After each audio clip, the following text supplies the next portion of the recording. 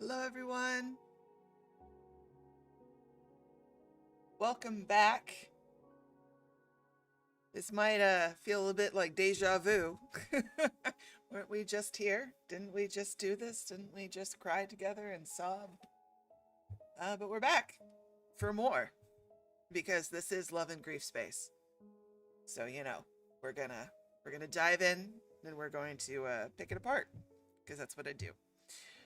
But how is everybody? I see Nikki started a poll over on YouTube to ask if how many people have actually seen this myth and how many people have not. Um, for the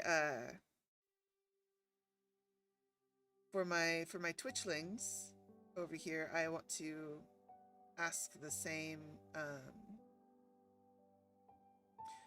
I want to ask the same question. If you could put in the chat who has and has not seen the myth. I am curious. We are feeding the Rafayel girlies this week on Love and Chick Space.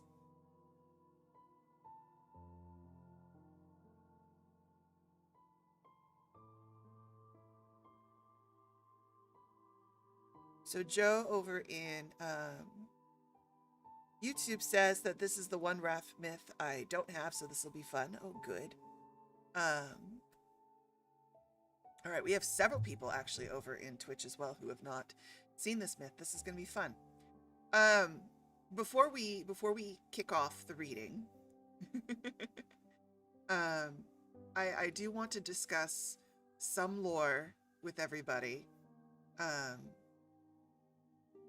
Hopefully this will be a bit more focused than yesterday. I was kind of like read and Google.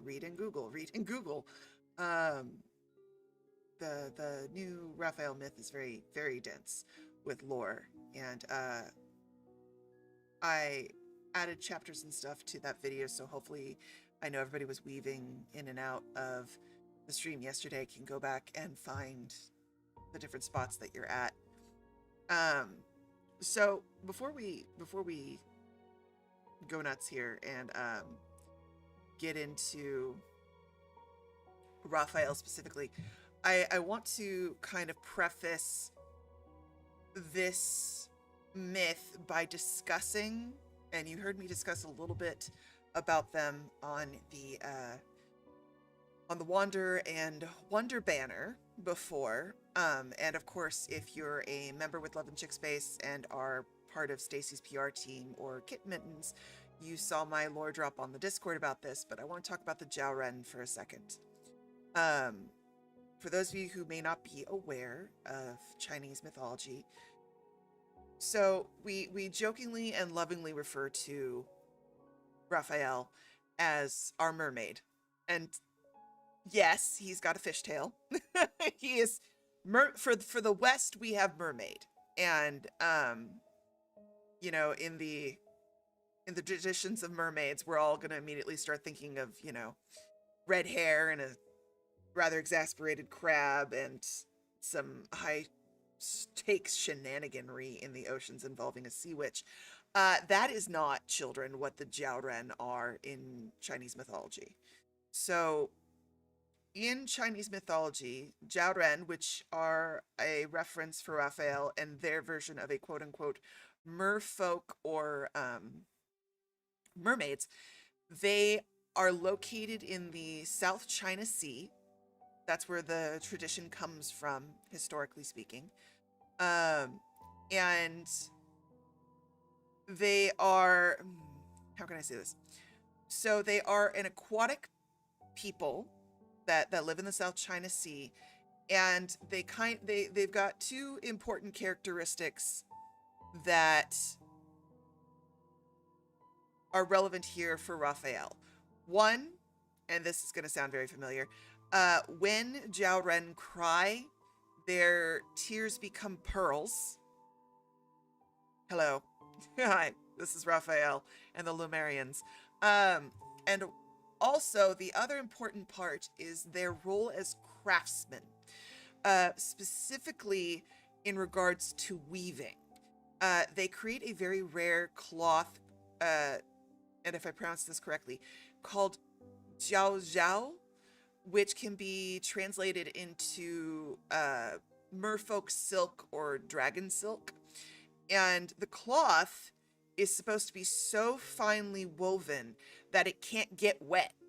Like, you can take the cloth in your hand, dunk it in water, pull it back up, and it is dry as a bone. Now, while I was researching this, I discovered that Zhao Zhao may have a real world textile counterpart. That there was a I'm blanking on the name. There's a 20th century historian that put out a theory that the legendary fabric is actually based on an extremely rare material made by mollusks, and it's a filament, and it's called sea silk. It's very lightweight, and it's extraordinarily difficult to produce. And so his thought was that, like all things, myths have a kernel of truth. So there's a possibility these stories of magical underwater weavers may have developed alongside the actual human knowledge of this rare textile that quite literally came from the sea. Also, the placement of the myth about the Jiaoren coming out of the South Sea is really important too, because the South Sea which would be are historically associated with trade, with maritime trade. So pearls, corals, rare textiles, all those things. And so scholars tend to think that these myths coming out of that area is kind of high. We're over here on the mainland, and we hear some people over here about the islands and what's going on over the islands, and this is how we're interpreting it. So there are real connections here between actual cultural, real historical people and products and things, and the mythological and folklore interpretations that grow over time when people run into things that they run into and are like, this is different. I've never seen this before. And then, we create up these stories that explain what we don't understand, historically speaking. So Jiaoren are, I think, a very interesting baseline for Rafayel. And hello, Binks. Hi. Yes, no, I can move my iPad and completely shift how I've set this up for you. That's, of course, Kat. Why would I think otherwise?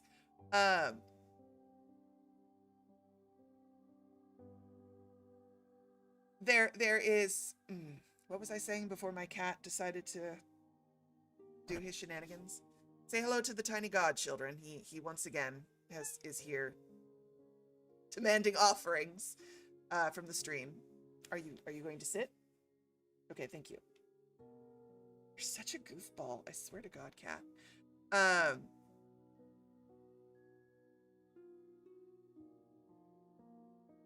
So where was I? Yes, Jiaoren. So Infold kept several things out of the Jiaoren mythology.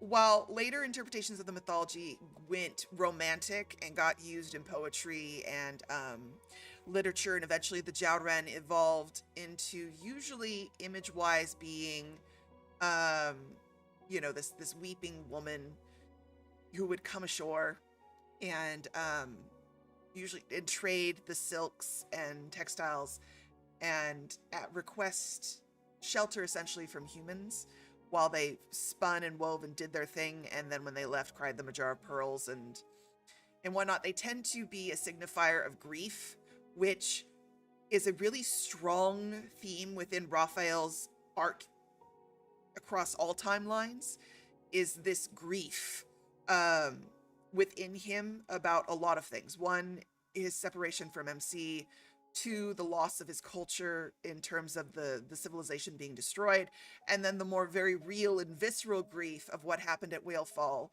Acropolis. There is a through line of Raphael and themes of grief, which the Jauren tend to inhabit as well. So all this to say, why am I bringing this up? I want you to kind of keep an eye on, I want you to keep an eye on the grief cycle. I want you to keep an eye on these mythologies that we're talking about as we go through these stories, because these have implications. Writers use references to imply something either implicitly or explicitly, and it's our job as consumers and as readers and lovers of this art, whether it be this game or a book you're reading, manga, anime, whatever media you're consuming, learning about these things helps open up the story in a lot of ways. And I think helps us create the more accurate conspiracy boards. And also, I think are become great talking points for us, especially when we're dealing with media from cultures that may not necessarily be our own. But yes, so that is my fun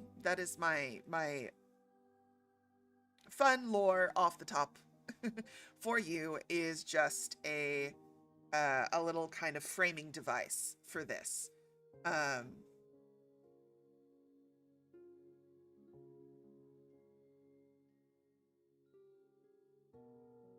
So let us, now that I've gone on this tangent with you all, let us dive right in to Forgotten Sea, which is the name of the myth for God of Tides. Now, this is a younger, sorry, as I open my Sprite here. This is a younger Rafayel. That's the other thing we need to recognize in this myth.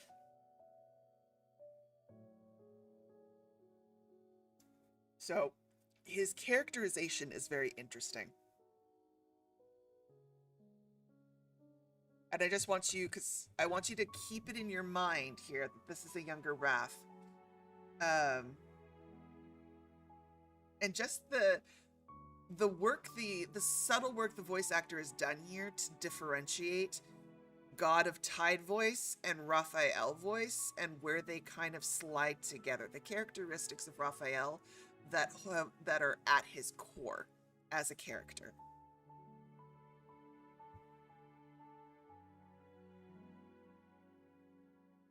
So, here we go.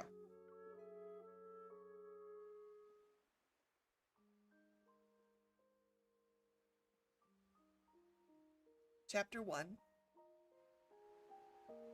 Turn this back up a little bit so you can hear it better.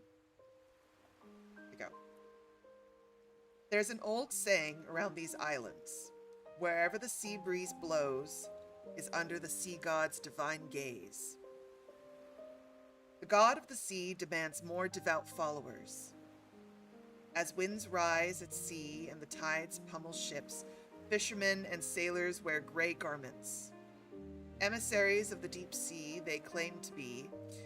They construct temples on seaside cliffs, light sacred flames, and sing hymns from obvious origins every day.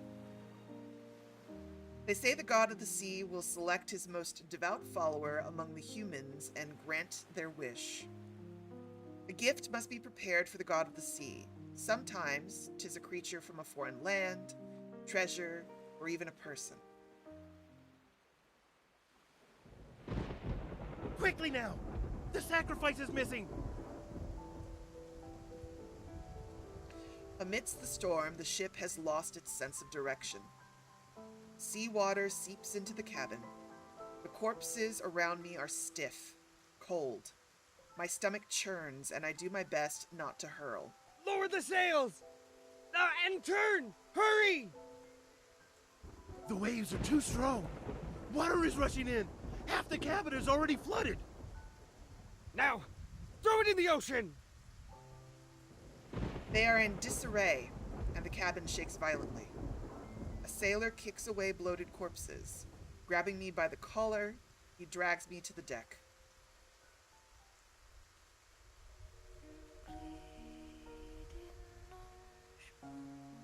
A strange song arrives from the misty sea, bringing with it a faint air of mystique. Like an invisible hand, it calms the raging whirls of the ocean. The wind dies down. Fools. Any further and a storm would be the last thing on your minds. Before the ship sails away, I am tossed overboard. Roaring torrents drown out my pleas.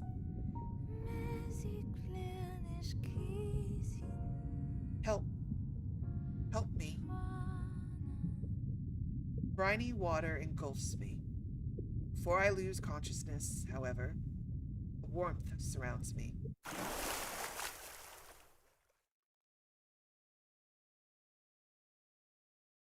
When I surface, the most beautiful eyes I've ever seen appear. Were you abandoned? He holds an ornate flute. The ethereal melody disappears when he stops playing it. Save me.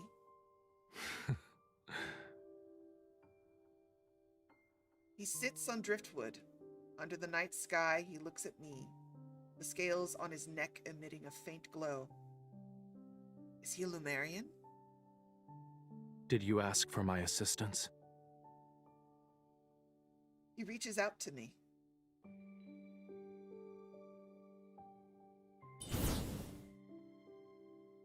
Yet when our hands touch, fire bursts forth from his fingers. He smiles, proud of his successful joke. My survival instincts kick in, making me clench his hand with all my might. Release me. The scales on his neck are raised ever so slightly. I said release me. From the depths of my mind, I remember an old story. A Lemurian kiss can let one breath in watery depths.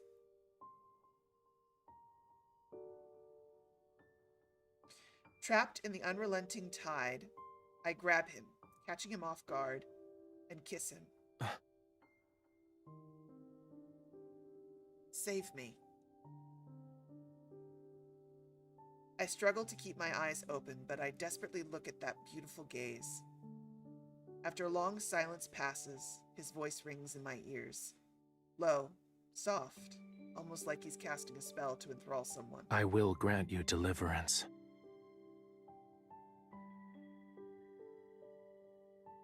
And in exchange, offer yourself, your everything to me. Become my follower, mortal.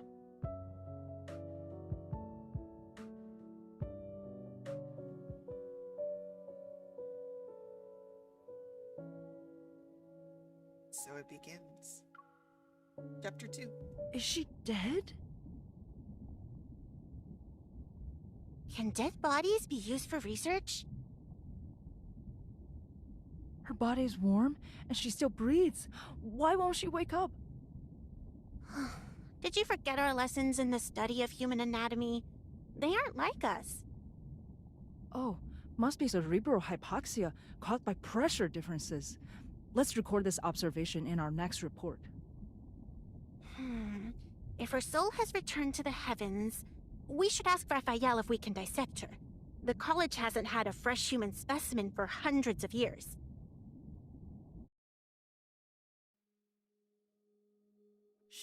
She's awake! Her eyes are open! What is this place?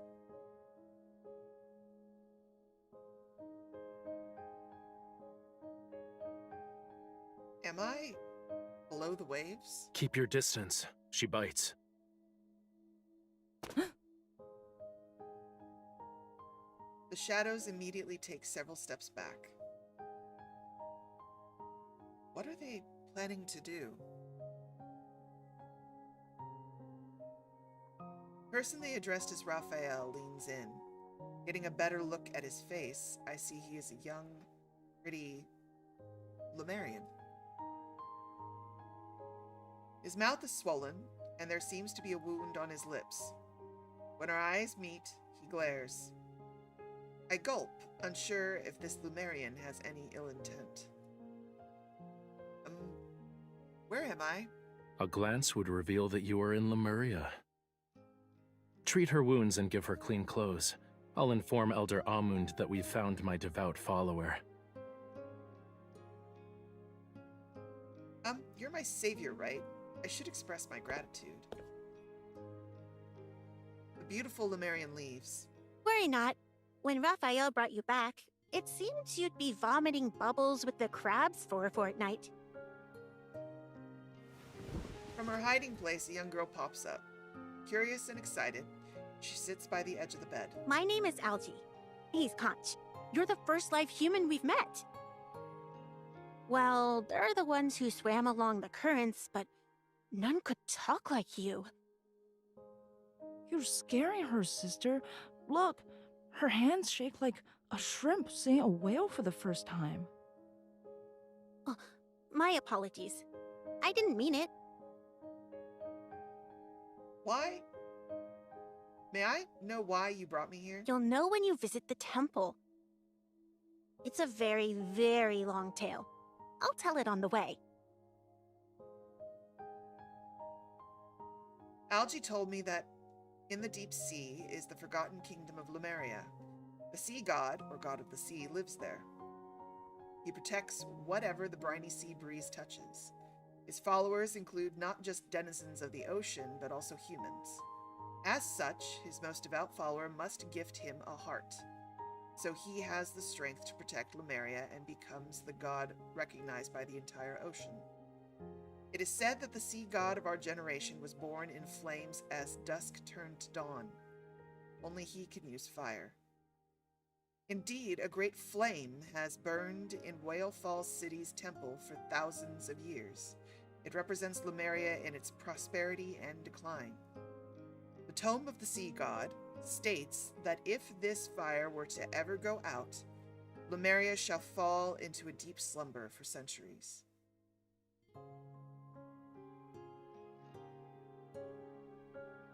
Stop running around.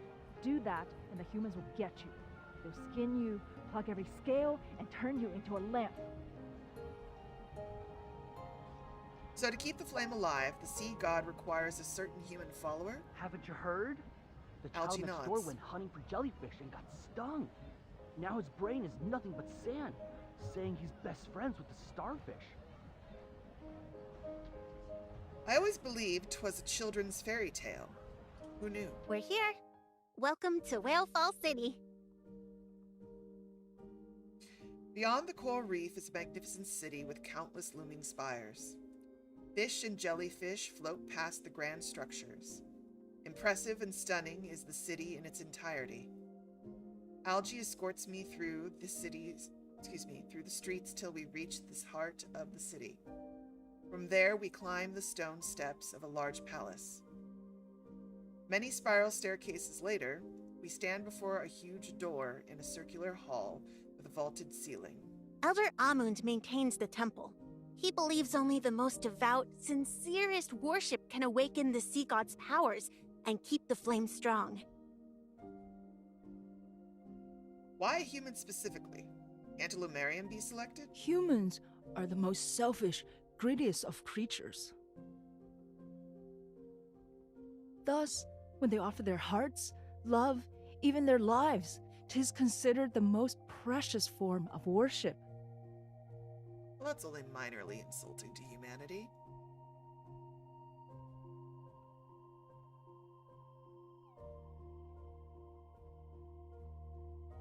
The tome also confirms Rafayel will be the last god of the sea. Therefore, Conch.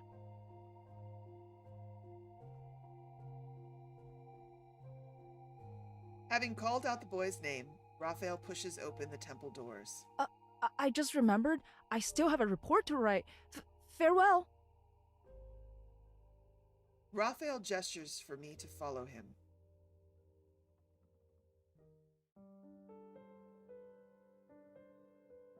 Conch said the Tome of the Sea God is here. It contains all of Lemuria's history and prophecies.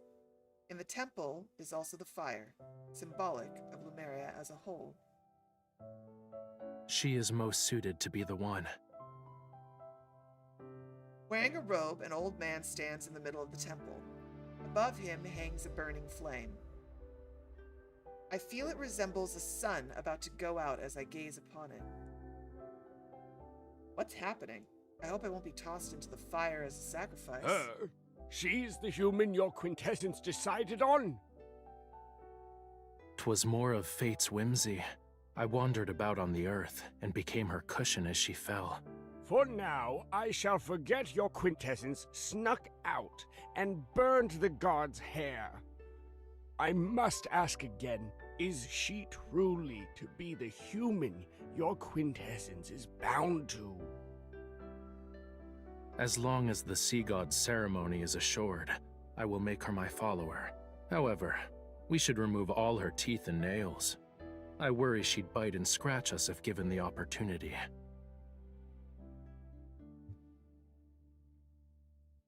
I don't think that's a good idea.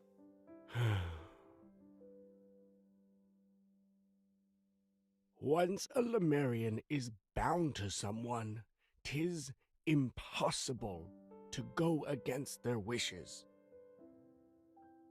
She will have the power to command your quintessence. When the two of you barely know each other, is that something worth giving? The light flickers on Raphael's face. Raphael lowers his head and ruminates about his answer.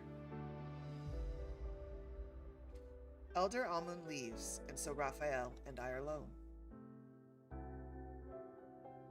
If you have yet to decide, can I be set free? I promise I won't speak of this to anyone. Though I try my luck, he continues to stand there. The day has dragged on long enough. I'm tired. He finds a comfortable spot on the ground and sits down. What are you doing? Sleeping.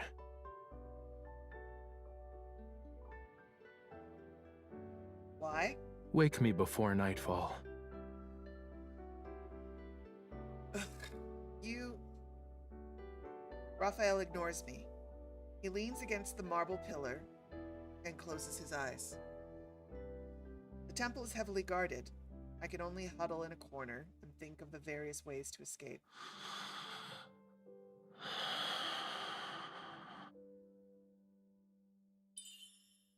Is he truly asleep? Raphael. Raphael. Raphael doesn't react. But then, a small blue fish appears and swims around his shoulder. Where did you come from? I have to admit you're adorable. I poke the fish and expect to receive no answer. Do you know the way out, O little fish? The little fish swims in a circle and settles on my finger. Do you understand me? Could you show me a way out? Flicking its translucent tail, the fish swims to the stained glass window behind the alcove.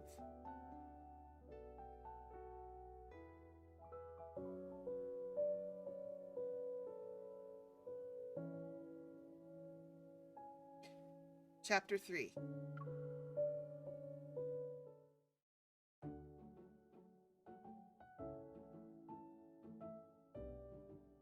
Half a day dissipated like sea foam. Why have we returned to these crossroads? Do you lack a sense of direction? Or do fish always have a terrible memory? Twirling its tail, the fish swims into a crowd. I am left behind. Where are you taking me? Ugh, never mind. I'm trying to converse with a fish. After swimming for what seems like an eternity, the little fish stops by a coral reef. It goes into a small hole in the city's wall. Must I actually swim through that? Glub, glub, glub. Glub, glub, glub. All right.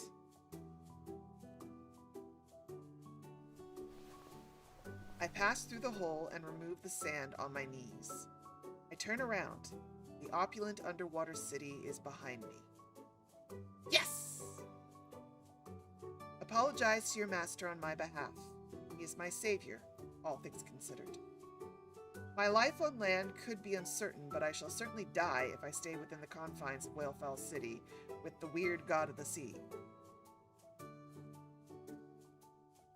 I have yet to think of a proper way to express my gratitude. Should I feed the fishes during the sea god's ceremony? Was it fun to explore Lemuria? From the garden's shadows, a voice speaks. Though hard to make out, a person is lying down behind a silk curtain. Rafayel? There is no need to shout my name. He lifts a finger, and the little fish swims around it. Then it transforms into a blue scale that lands on his palm. I was deceived. The fish was of his creation. You planned this. 'Twas a test made for you. Elder Amund was right. Human promises are but meaningless words. When did I make a vow to you? I told you to wake me before nightfall, didn't I? He yawns, not upset in the slightest. Besides, when I saved you from the ocean's clutches, we made an oath. Did you forget? I will grant you deliverance. Well, this line just became loaded to hell and gone.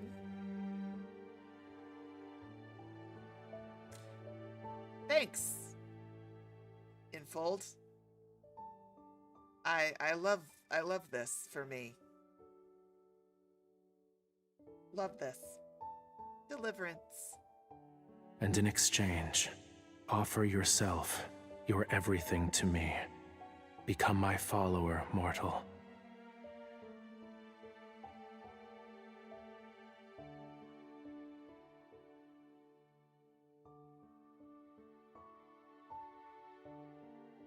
That counted? You are the god of the sea, respectable and awe-inspiring. Can't you consider my rescue an act of kindness and let me go? I am not a god who answers every whim. The ceremony is to take place in a month. And as you are aware, ceremonies always need. Narrowing his eyes, his expression only leaves me with a feeling of dread. Followers. There are plenty on land. The ones who wear robes pray every day to you. They're more devout than me. Scared I am to be a sacrifice once more, I try to persuade Rafayel to consider an alternative. All right. Return to me your life. He holds out his hand as if grabbing an invisible rope that's tied tightly around my neck.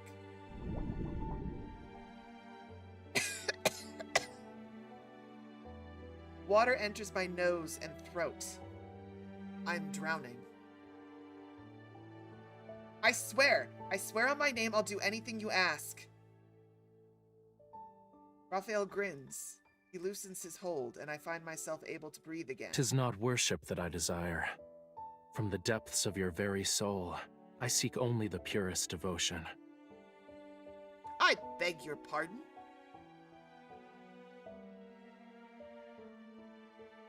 The tides ebb and flow, and with every setting sun is a moon rising. Till time's end, I should occupy your every thought. You must believe in me alone.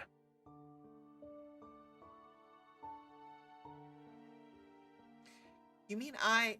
Think of it from another perspective.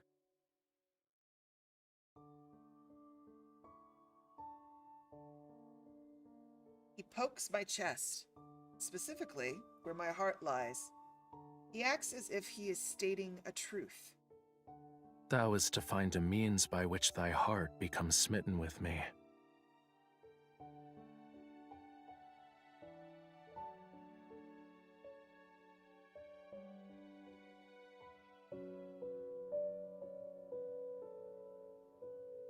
So, is this just a running theme with love and deep space love interests?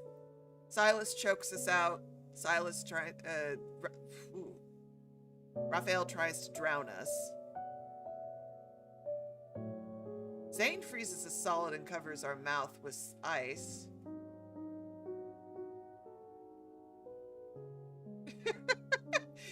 It's very contentious beginnings. Very contentious. Norhix. Oh, only the purest devotion. No problem. I have that in my back pocket somewhere. Please hold. Let me grab my purse. 1 sec. I'm sure I have this lying around. With some chapstick and, you know, a Nature's Valley granola bar.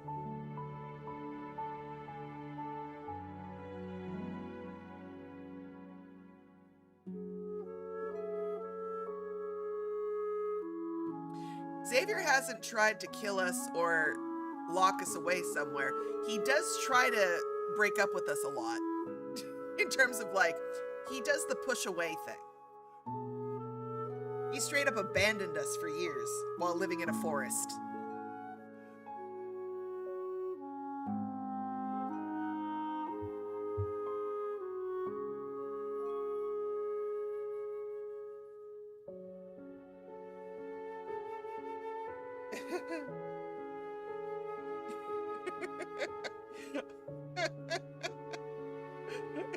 Oh my god, Key.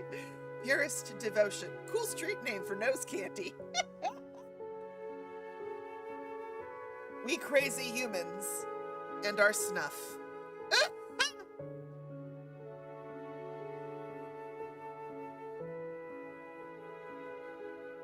Fair, Joe. I think so. Like, Joe says, I think the closest Xavier gets to hurting MC is throwing a sword at her in King of Dark Knight.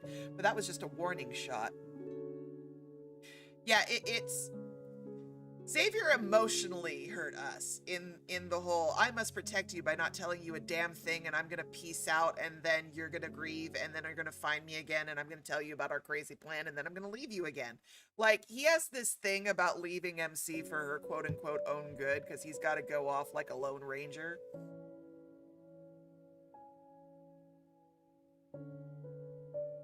Cheska, you came out on the very interesting portion of this discussion.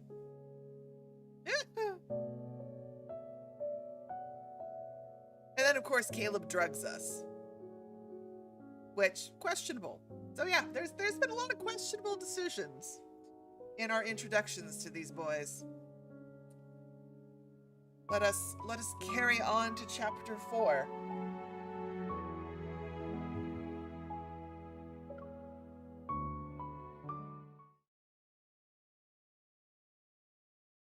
Find one who will kiss you, even if you do not give them the world. Love a soul that is like your own, that which complements you. Love and death are the most important things in life. Death is a matter of time, so love with all your heart can muster. Lemuria, Tomb of the Sea God, Chapter 3.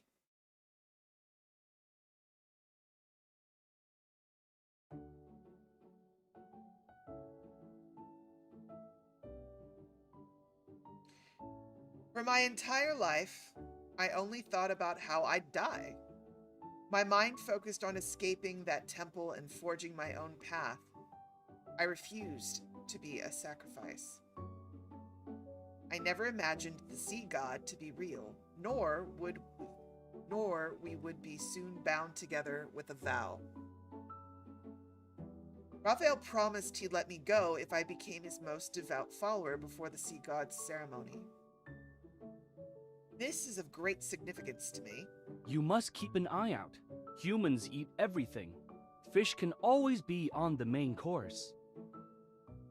I love how they say this as if Lumerians aren't sitting there eating shrimp and crab and other things, while said fish are just rolling around the streets like, hey Tom, Bobby was really tasty for lunch, how you doing? Like...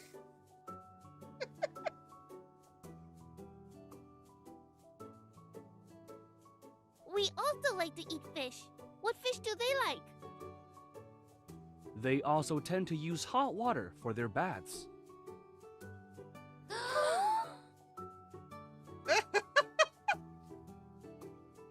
I mean, I'm certain that would be frightening. I like to bathe at the temperature of liquid magma, personally.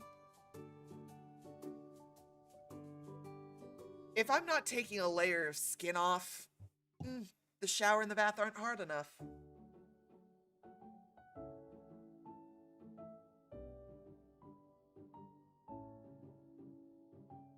With nothing to do, Algie gives me a tour of the city.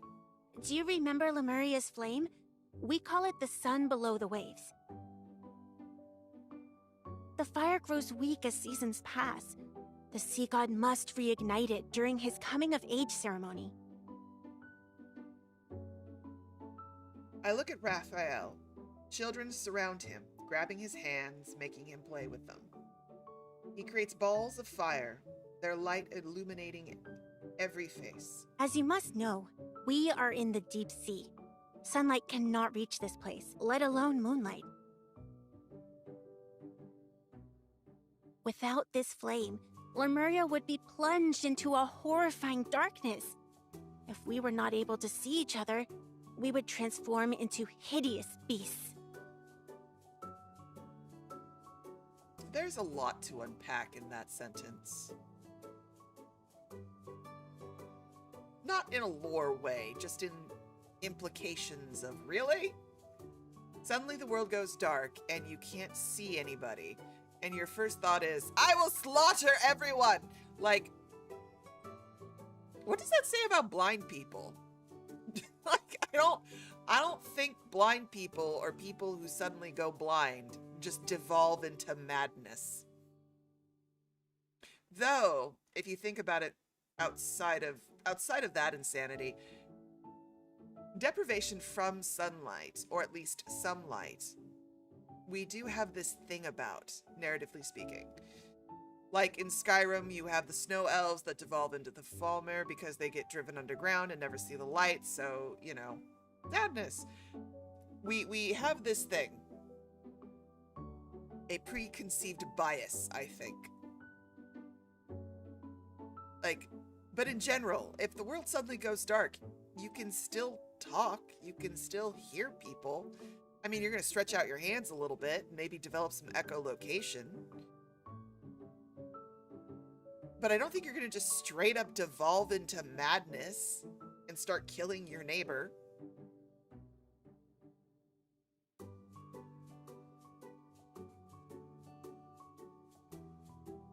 Vitamin D deficiency, the real scourge of humanity. Seriously, we have a fear about it.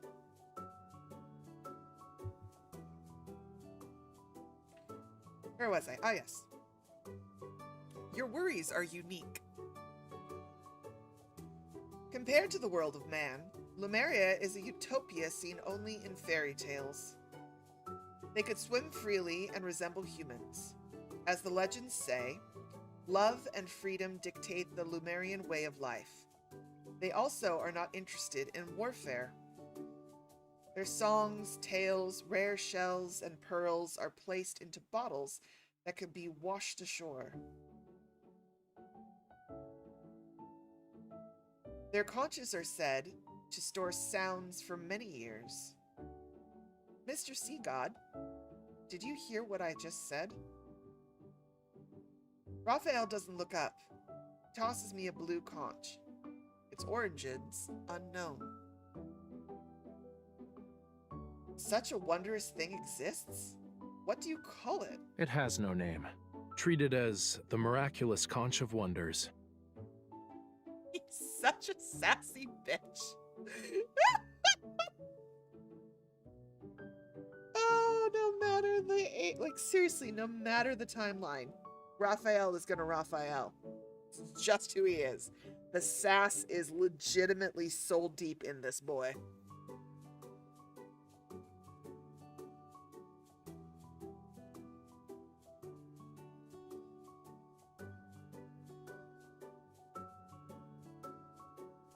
Take it. The shell will accept all your pointless laments and complaints.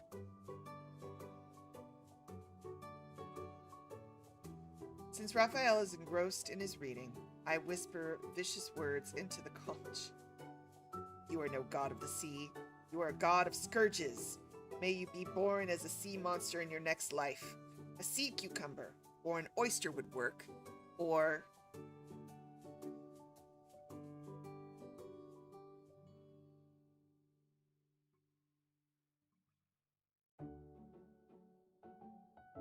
When we depart from the temple, dusk has graced Lemuria with its presence.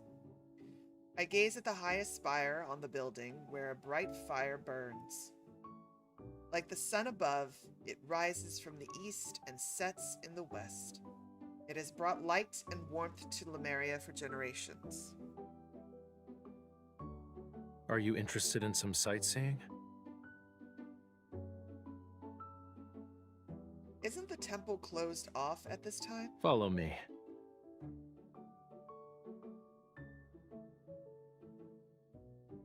Rafayel avoids the temple's guards, and we reach the highest floor of the spire.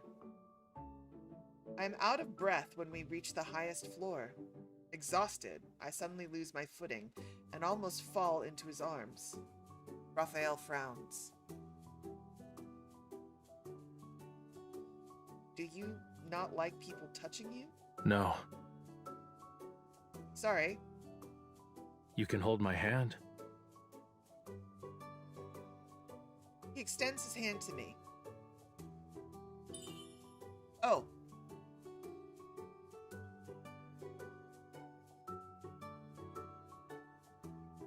But don't hold on to it too tightly. Ah.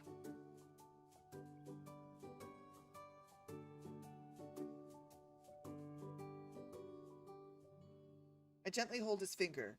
Surely 'tis hard to understand the sea god's heart. Gently, Rafayel drags me to the top of the spire. Below us is all of Whalefall City. Like golden fog, the firelight enshrouds every building. How beautiful. This is the first time I've seen a sunset underwater. Is it pleasing to look at? Yeah. Raphael's gaze follows the distant light. He's deep in thought. Tell me of the world on the surface. What would you like to know? I can't think of anything to talk about. Since I was once sacrificed to the god of the sea, I spent most of my time inside that cold temple. Lemuria is the biggest, grandest world I have visited in my life. We can visit the surface if you like. There are flowers and plants and animals you could never find in the ocean. Have you seen a puppy? You can't say you've lived unless you've touched a puppy's tail. There are records of them in the college's library. And don't give me that look of pity. 'Tis rude. Can you name even one of the peculiar creatures of the deep sea?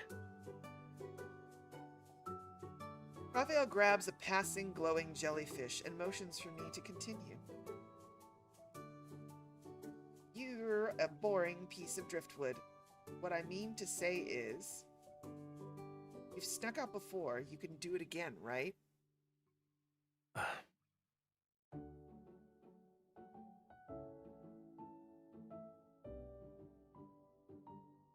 Rafayel stops trying to humor me. He finds a spot in the shadows and closed his eyes.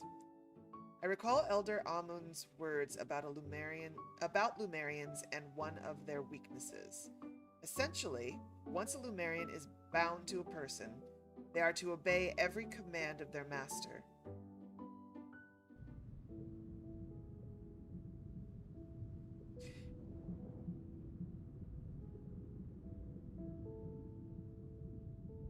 He's so pretty.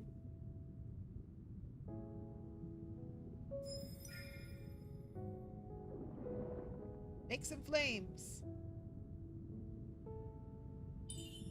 Didn't work at all. Don't waste your time. One should practice silence when watching the sunset.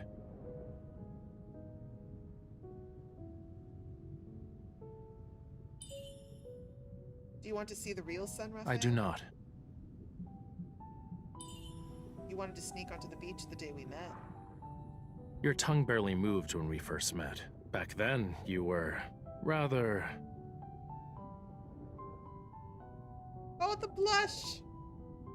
This side of you is much more to my liking. The little blush when he remembers they kissed.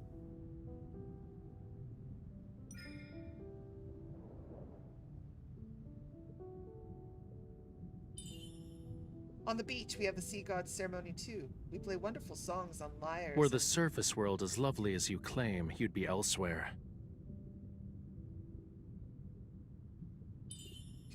There are evil people on land. Once they learn you're a Lemurian, your tears turned into pearls would be harvested. If you persuade me to bring you to the beach, you'll run away.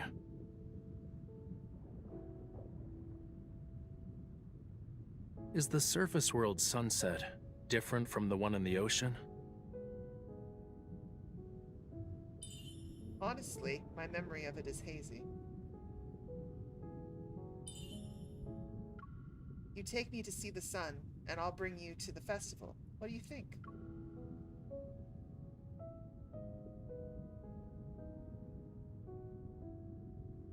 As Whale Falls City darkens, I sense Rafayel is asleep. I lean against his shoulder, my head almost touching his. I feel sleepy.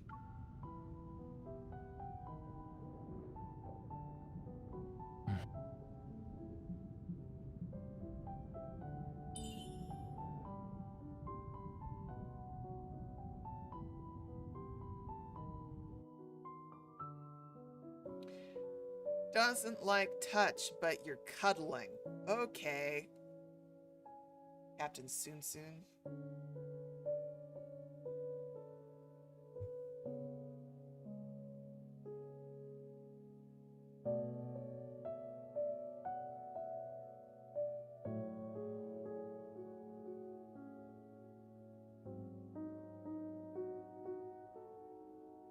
No, Breezy, it's only the sea god. Well, let me rephrase. Lumerians are bound by their bond. So when a Lumerian bonds with their chosen one, the chosen one can command them via the bond. In that affects all Lumerians. But the bond between Rafayel and MC only affects Rafayel and MC. The bond is not just that a quirk of the sea god, to say that it's a quirk of Lemuria as a whole. This ability to bond and form bonds.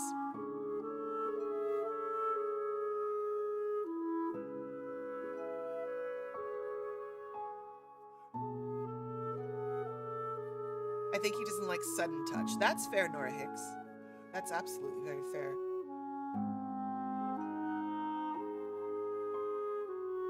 Right, Sid? I mean, this song that's playing is tragic, but you could totally make a looping video of that moment in this cutscene where you're leaning against Rafayel while this song plays. And pretend you're sitting in the ocean.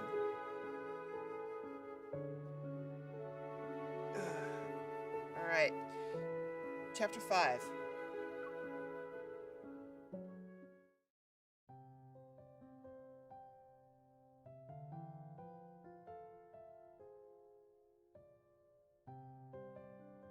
As days pass, I grow accustomed to living here. Rafayel hasn't talked about needing a follower, and today, he suddenly approaches me. Let's go.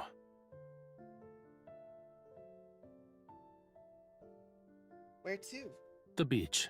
You spoke of humans celebrating the sea god's birthday for several days. Truly? Yes.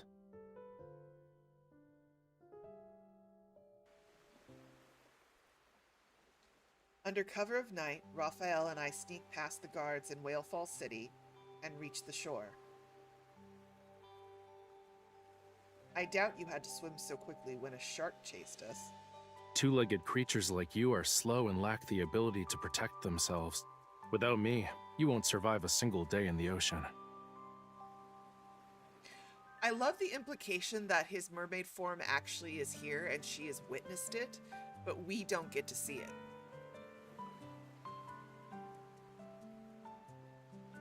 Oh, Captain Luffy! So on I'm streaming to both Twitch and YouTube. If you come to my Twitch channel, you can type in !spawn and become a raccoon. Dancing at the bottom of my screen.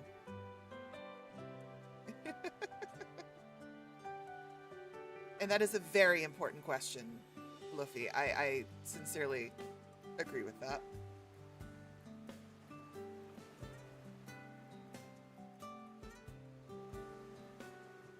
The waves are calm, and the stars from on high shimmer brightly.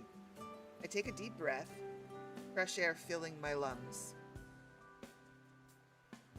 See the island over there? The tallest temple is where the emissaries reside. Rafayel looks at where my finger is pointing. In the distance is a brightly lit building. Have you lived there a long time?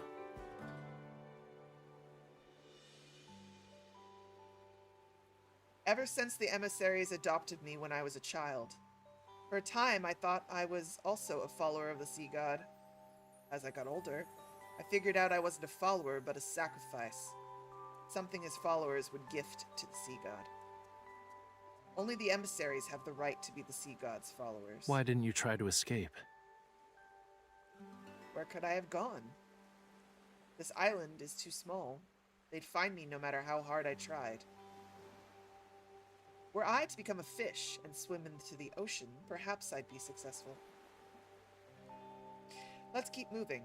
Basking in the wind any longer might make me catch a cold. After a few steps, Rafayel stops me in my tracks. You were originally a sacrifice to the sea god. Why are you inviting yourself into their domain?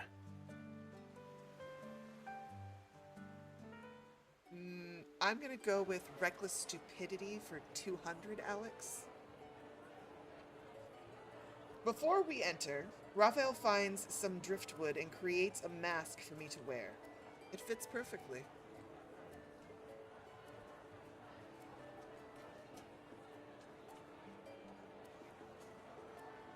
Perhaps with the festival underway, the scent of expensive spices permeates the air. Mermaid-shaped lamps on the buildings burn bright. Beneath the arches, which are inscribed with a legend of the sea god, is a performer playing a lyre and singing. Unable to break his vow with the girl and his own burning passion, the god of the sea left the ocean and lived happily ever after with his beloved. When the puppet show ends, the curtains are drawn. Children talk amongst themselves. But Lemuria is centered around bonds. Without it, the sea god won't remember or obey her. What are you talking about? The god of the sea will find his beloved and live happily ever after.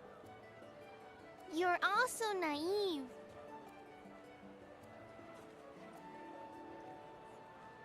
Nothing. The little girl tugs my sleeve. What do you think, miss? Will the sea god be with her because he loves her? Or because of their vow? All those legends of Lemuria are just made-up nonsense. Before I can continue, the children start crying, because I am a soulless monster who says horrific things to children. Holy shit, MC. I'm sorry, I didn't... What about you, sir?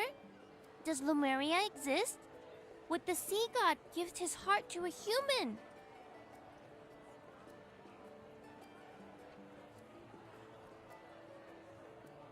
The sea god, who has listened to the story, his chin resting on his hands, nods. He would. Lemuria is my homeland, so that is how I know. That is not something you want to say on land, sir. I try to cover Rafayel's mouth, but he pushes me away. Huh? What are Lumerians like? Their tears turn into glimmering pearls, and their voices bring dreams of wonder. Their blood can make one live forever, or even resurrect the dead. I already knew that. Lemurians don't fall in love with people they are bound to. 'Tis a human fantasy. What else? Are you that curious? This is just Raph, no. Like this entire scene.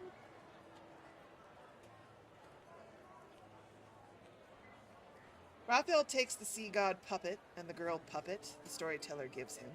He hands them to the little girl. Only then does he notice his companion has disappeared. Sir? Perplexed, he looks around. Food stalls, puppet shows, jugglers. She's not there. Anywhere. He lets out a sigh of relief when his gaze sees the market's plaza. Pomegranate wine.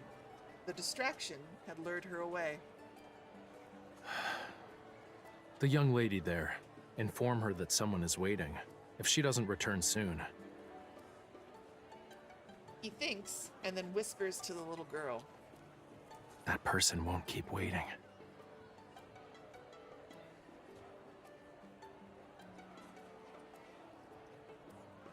Look, Raphael is really young in this. He has no concept of humanity. He just starts blabbing his mouth. Also, to be fair, the man is a god who commands the sea. Like, what you gonna do? It's an island. I will raise the ocean tide and drown this entire place if you so much as touch me. I can understand a little bit of arrogance, but also, yeah, just keep your mouth shut. Just, Raffykins, don't give the whole thing away.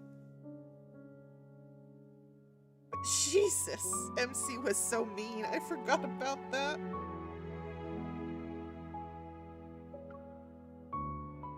Chapter 6. Are you upset I was distracted? Don't be angry. I returned, didn't I? I even brought with me pomegranate wine. It just finished fermenting.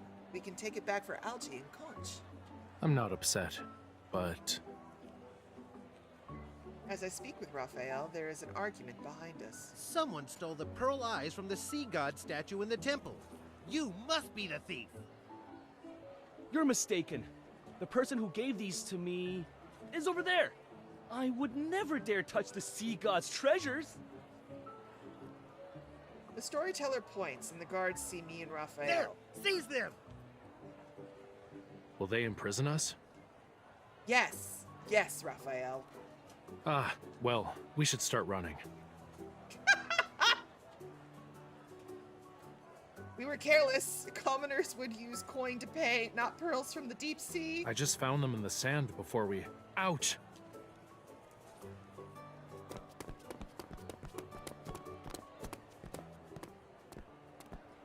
I grab Rafayel and drag him into a deserted alleyway. We are no longer safe here. We must find a way back. Don't you want to stay? Rafayel interrupts my thoughts. Huh? If that's your wish, I can distract them for you. In the Tome of the Sea God, the text states I must never go against your wishes. If I did, it'd mean we cannot be bound. He turns around and kicks the pebbles by his feet. I need only one follower. It doesn't have to be you. Aren't you afraid of me telling others about Lemuria? But you always wanted to live on the surface world, right?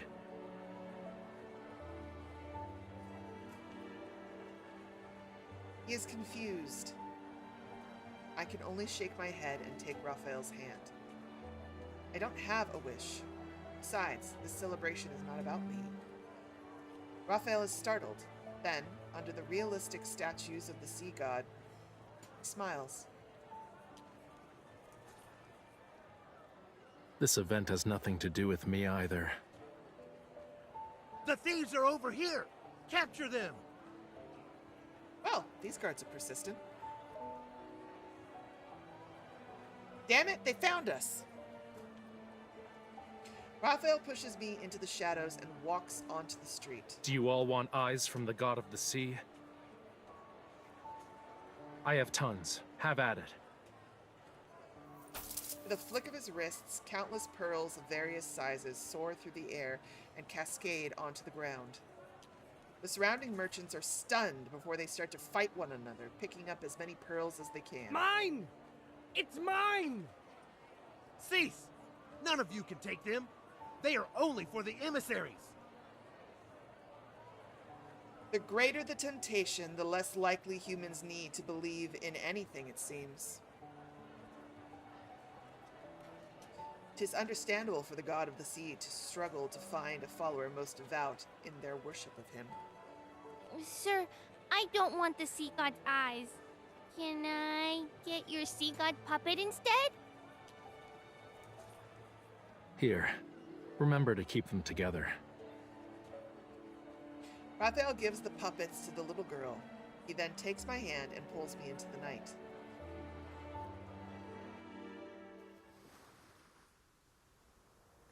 The guards have called for the city gates to be closed and barricaded. Rafayel and I run along the path behind a mountain. Unfortunately, we now stand on a cliff.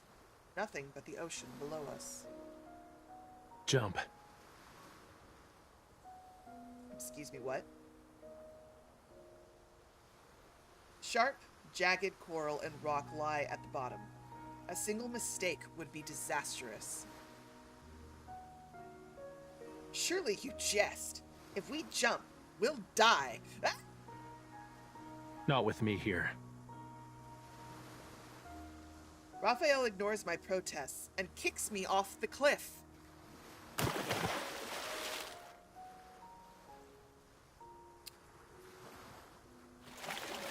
Rushing water separates me and Rafayel. The horror of drowning washes over me again. I flail my arms, helpless, trying my best to reach the surface. Rafayel! Beneath the surging waves, I can barely see. I have returned to that fateful day when I was tossed overboard. Maybe my destiny is to die in the ocean. Lemuria was but a mirage, a dream made in my final moments because I still clung to a sliver of hope. Frigid, briny water floods my throat. No matter how many gods there are in the world, whether legendary or figments of imagination, I cannot place my faith in them. Even if they are real, why have my prayers gone unanswered? Even now, as I edge closer and closer to death's door, I am alone. Hold on tight. A voice speaks beside my ear. I open my eyes and see a familiar yet blurry figure. He tightly holds my hand, using all his strength. Rafayel. I remember, although I hoped for the gods to exist, someone has already answered me. He says nothing. He cups my cheek, and his head moves closer.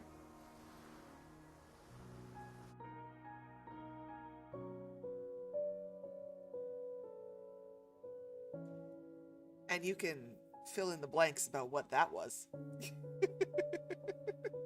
He did, Clay. He legitimately just like yeet. He just yeets her off a cliff.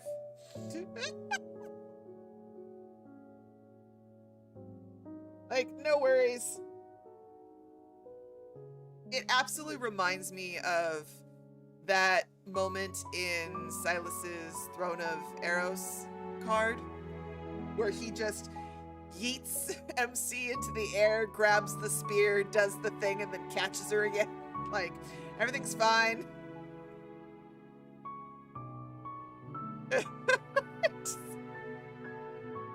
Legit, like straight up. This is Sparta. Exactly. Oh, baby god Raphael is a lot of fun, kids. Chapter 7.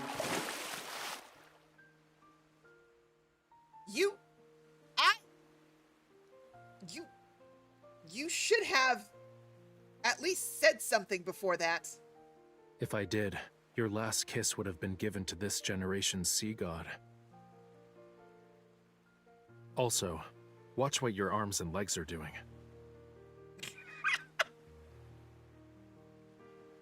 I see I am in Raphael's embrace, like a hermit crab who's found a new shell. I'm sorry, I left marks on your arms again. I don't mind. Give me your hand. Like, all I have is this image of MC straight up koala to the front of him. Just like, I will not let go. I almost died.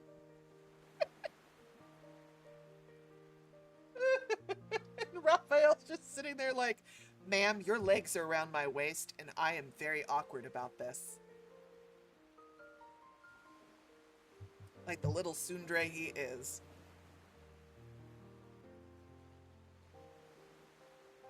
Raphael tosses my mask into the ocean, takes my hand, and helps me stand. My body suddenly feels light, my feet landing on the water's rippling surface. I'm able to stand on the ocean, as steady as I do on land. In boundless blue, he takes me to the horizon. Behind us, the islands melt into the sunset shadow. He gestures for he gestures for waves to bloom under my feet, sea foam appearing with every step I take. Fish swim, white gulls circle overhead, and sing as they land on my shoulder. We went through a lot of effort to see the sunrise. Why are you quiet? No, I've never seen anything this beautiful in my life. I make Raphael sit down. I let my feet touch the lapping waves. Curious fish circle around us. Raphael raises an eyebrow. He pokes the fish that leapt out of the water. As a young boy, my life was no different from yours. The prophecy stated Lemuria was to only have one god of the sea left. My predecessor passed away, and they found me years later, bathed in the flames under the union of dusk and dawn. The deep sea is dangerous. Only the strong survive. 'Tis why I can only go as far as the surface of the sea. Were you happy? Have you ever thought about traveling to another place? I touch his fingers, my gaze meeting his. Who do you think made that hole behind the college?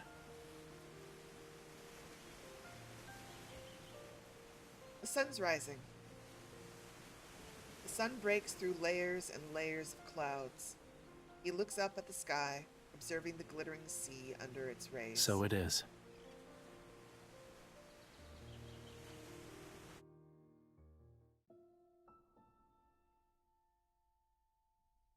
Many moons have passed since our last rendezvous to the surface. The deep sea becomes my second home. I'm used to living underwater, or in Whalefall City, rather. On the night before the sea god's ceremony, as everyone is asleep, Raphael takes me to the temple. Pulsating in a steady rhythm behind us, the flame burns. When the fire goes out tomorrow, a new Lemurian prophecy will appear in the tome of the sea god. And when the fire is reignited, the ceremony will end.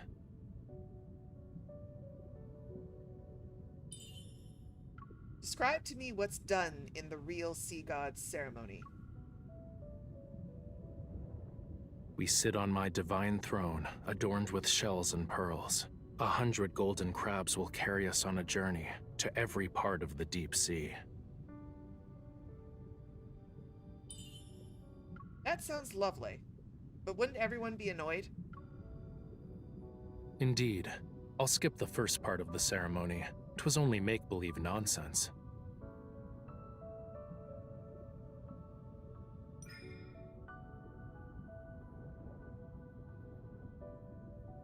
I don't know the details of the ceremony, but it won't be anything like the celebration on the surface world. Every participant will be blessed by the ocean.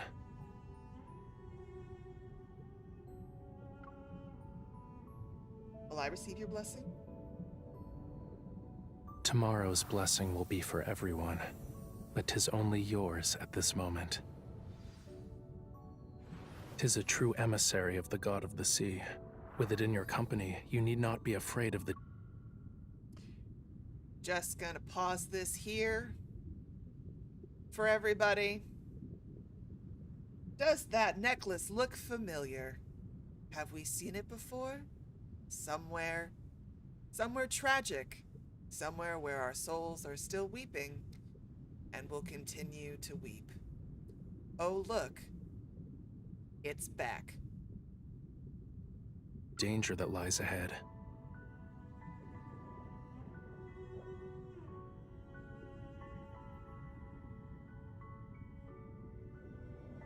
I also have a question. 'Tis a very, very important one. Are you willing to be my follower? Desiring the sincerest worship of mortals, thou must offer an irreplaceable object.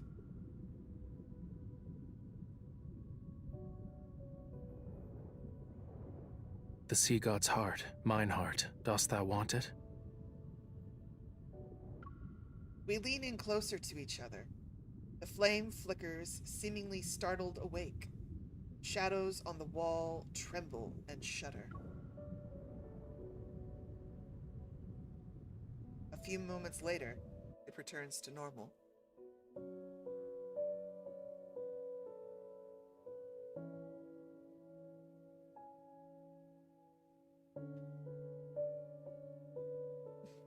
It's been 84 years. Oh, he's blushing. It's the scale, and he's blushing. Yep.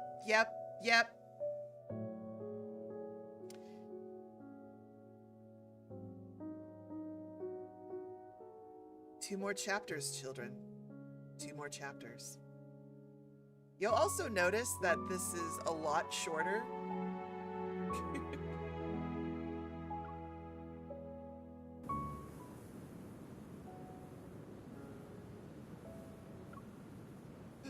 I will cut out your heart with a dagger homed, my darling.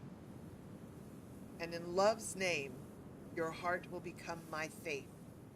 Your body will be washed clean, shine like a pearl. I will care for your heart till we meet again, and you will claim it for yourself. Siren's Ballad, Act 3. Lemuria.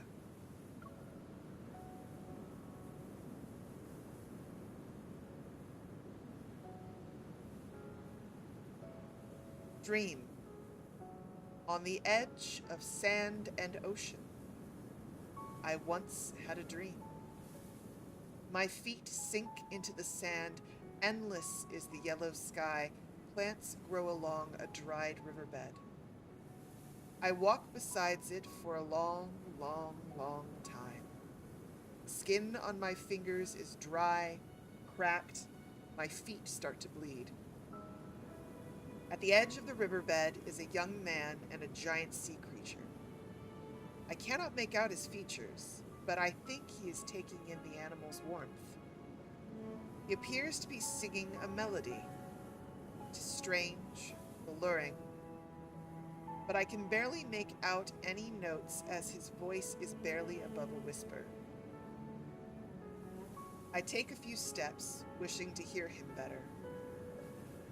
When he looks up, I immediately recognize those eyes. He stands up and reaches out to me. like I'm an old friend returning from a long trip. There's Whalefall City. He points to the bones of a sea creature long dead. In the distance, they rest in the sand dunes. That's where I can look at the sea? Yes. I take his hand. We arrive at our destination when the sun rises. The teen turns to me. A dagger plunges into my chest. Warm blood drips and seeps into the sand. I watch as he rips open my chest and holds my heart with his hand, red with my blood. A tiny flame feeds on my fresh blood.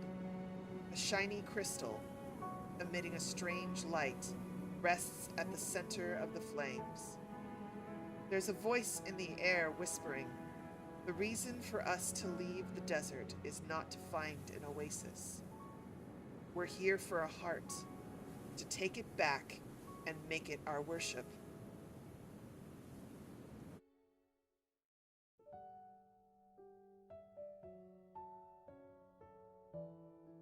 Oh, hello.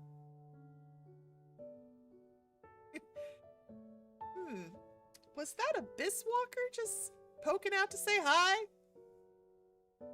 I haven't been graced with a dream for a long time. Why did it feel real? I feel like I'm suffocating, as if my heart had been ripped out of my chest. The miraculous conch of wonders outside Whalefall City has brought many rumors about the surface world these past few days. The sea god's lost sacrifice angered him. In his divine wrath, he burned down a temple to punish his followers. And then the eldest of the emissaries was bedridden and died. Who cares? Tomorrow will be the sea god's ceremony.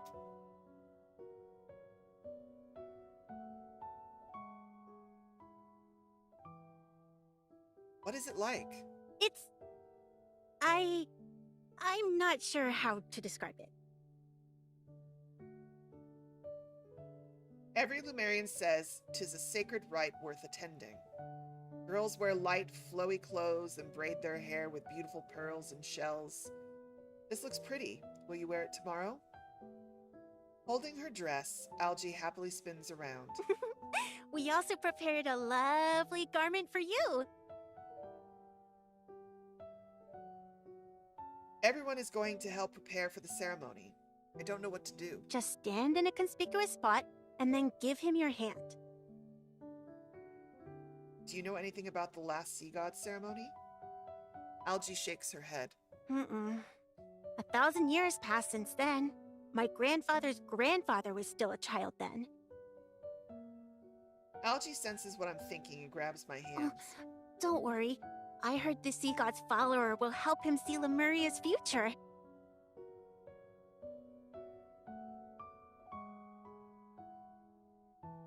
The prophecy will reveal the fate of Lemuria.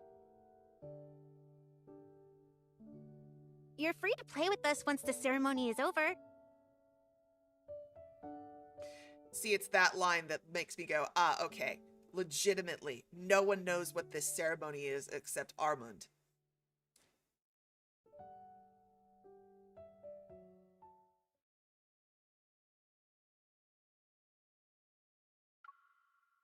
Hide and seek, a children's game. Someone you meet, she will steal something of great importance to you, even if you are blindfolded and tossed into the bottomless depths of the ocean. She'll know where you are and how to find you. Siren's Ballad, Act 4, Weeping Siren. After climbing through the temple's window, Rafayel felt a little tired, dizzy even. 3, 2, 1. Ready or not, here I come. Algie was far, far away, a speck in the distance. Rafayel sat down and expected to wait a long time. The Lemurian temple stood at the highest point of a seamount. It was the closest to the sky above. Hence, the first rays of dawn brushed against the spire every morning, and only the spire. Lemuria was in the bottom of a fissure in the deep sea, a place light would not touch. Only a fire provided a source of warmth and light. The sun's rays made him tired. To prevent himself from falling, he touched the flame. Two flames merged, burning together as if they were once a single blaze. The prophecy stated it would go out, only to be reignited by him. Curious, he asked Elder Amund what had happened to the previous sea god. Had they died? Were they consumed by flames, or exhausted from swimming in the vast ocean devoured by fish? If they claimed that I was the last sea god, did that mean Lemuria would be left without one after I died? Elder Amund said, however, that the sea god possesses a heart that never dies. Even when their life comes to an end, they merely fall into a deep slumber in the deepest parts of the ocean. Rafayel frowned and thought, "It's too cold and too dark down there. I don't like it." So he asked again, would someone come and find me when I'm hidden there? Elder Amund shook his head. He watched the way the flames flicker, then sighed. He plunged his finger into the heart of the fire slowly. The fire wasn't hot. Instead, it was warm like the sea baked under the afternoon sun. He wanted to be like those fish that leaped out of the water to break through the surface and see if the sun was just as warm. He had an impious thought. Perhaps Lemuria's fire is just a poor imitation of the sun. Glub, glub, glub. Glub, glub, glub. Rafayel came to his senses. He took back his hand and picked up the little blue fish by its tail. Shh, be quiet. I don't want to be found right away. Glub, glub, glub. Glub, glub, glub. If you speak another word, you will return to being a scale, and a scale you'll be forevermore. The little fish became quiet and just blew bubbles. I heard there is a lot of entertainment on land, as well as humans.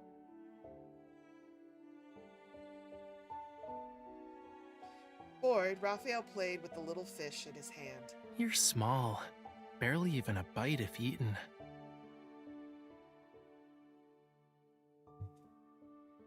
If we sneak out onto the surface world and meet bad people, could you do anything? Be careful, or else you'll be caught.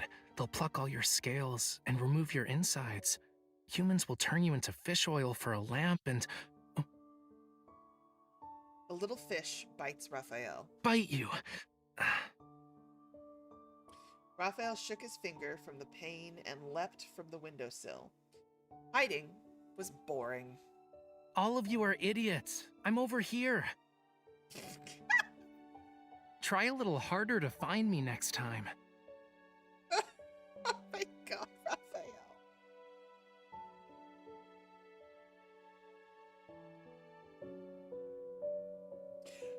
Well, did you enjoy that moment of sweetness? Did it sink in and make you feel all warm and fuzzy? Because we're in the last chapter, everybody.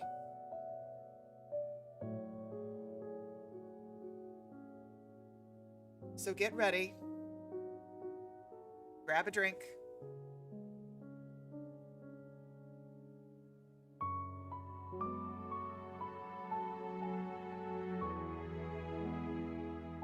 Grab some tissues.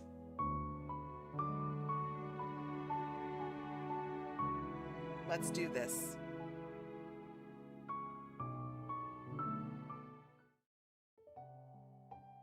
Today is the day. After thousands of years, Whalefall City holds the Sea God's ceremony again. Before the sun rises, the city is already in a festive mood. Everyone looks forward to the ceremony, to celebrate the Sea God becoming an adult and gaining the power to protect the ocean. Can't you dumb sea cucumber? I told you to save a spot for us. We can't see anything here. Sister, don't be so mean. Your teacher's right in Why are you hiding there? The sea god won't be able to see you. Does it matter? There are so many people, he might not... Quiet! Here he is. The crowd erupts into cheers. I look up and spot a huge shadow sweeping over Whalefall City. 'Tis a beautiful, sacred creature of the ocean. It appears to be a whale, yet has a bird's wings. The sea god sits on its back, passing by his loyal subjects before stopping at the gates to Whalefall City. He walks through the crowd until he stands before me. He lifts the veil on my head, then takes my hand. Beautiful, intricate patterns are painted on his body. His eyes are almost smiling, as if he's been waiting for this moment. Inadvertently, I hold my breath. Everyone moves aside, creating a path for us. As we make our way down, every child says their blessings in Lemurian. Gorgeous coral branches are thrown behind us as we approach the temple's doors. The doors slowly close behind us, songs from outside melding with prayers inside the temple.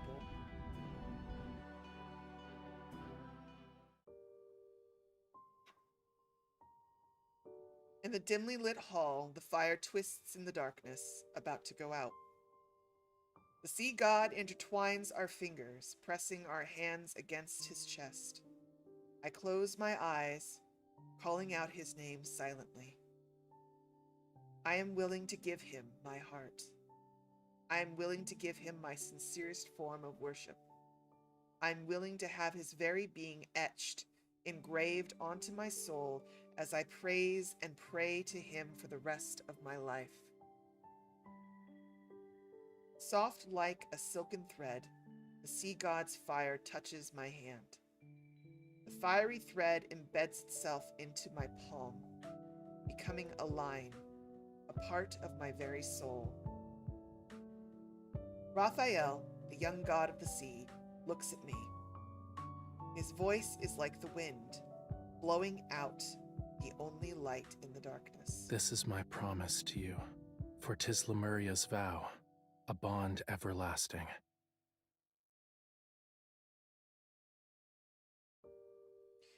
No one knows what happened that day. Lemuria is plunged into endless darkness.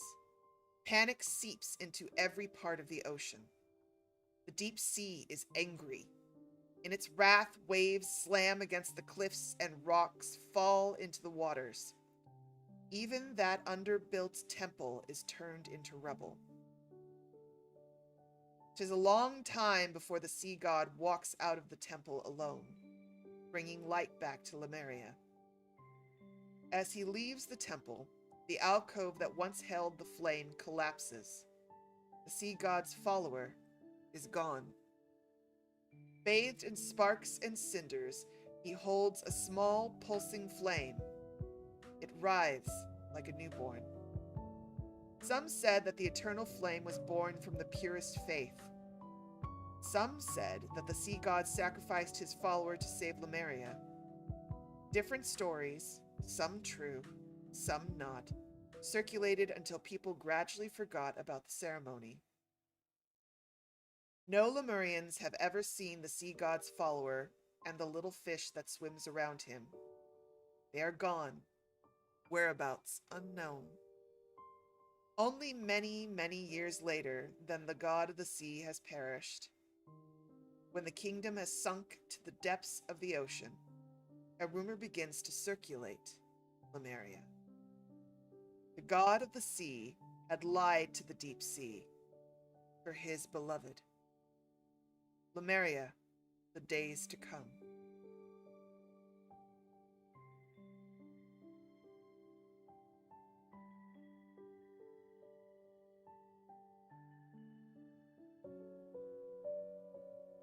And that, my darlings, is the end of the sea god myth.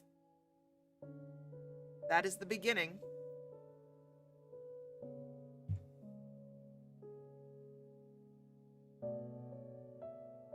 And we won't find out what actually happened in there until the sea god myth. But first, we're going to be doing the Abyssal Walker myth. So we got a while before that sea god myth hits.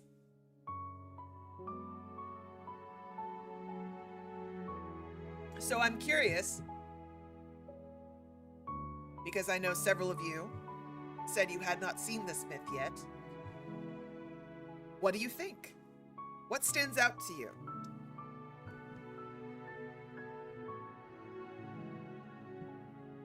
Laquan, I like to think it's the same whale. I think the whale from the wedding card is a callback to this whale.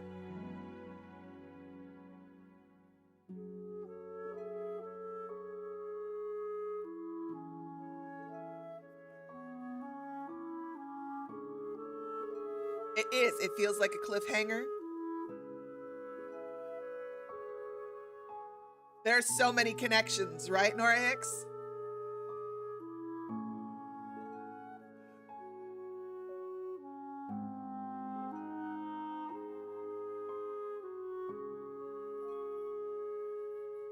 Oh, Joe, that's interesting. Joe in YouTube says, that last line makes me wonder. Did Rafayel give up part of himself to try and temporarily sustain the flame, therefore deceiving the deep sea in order to save MC's life?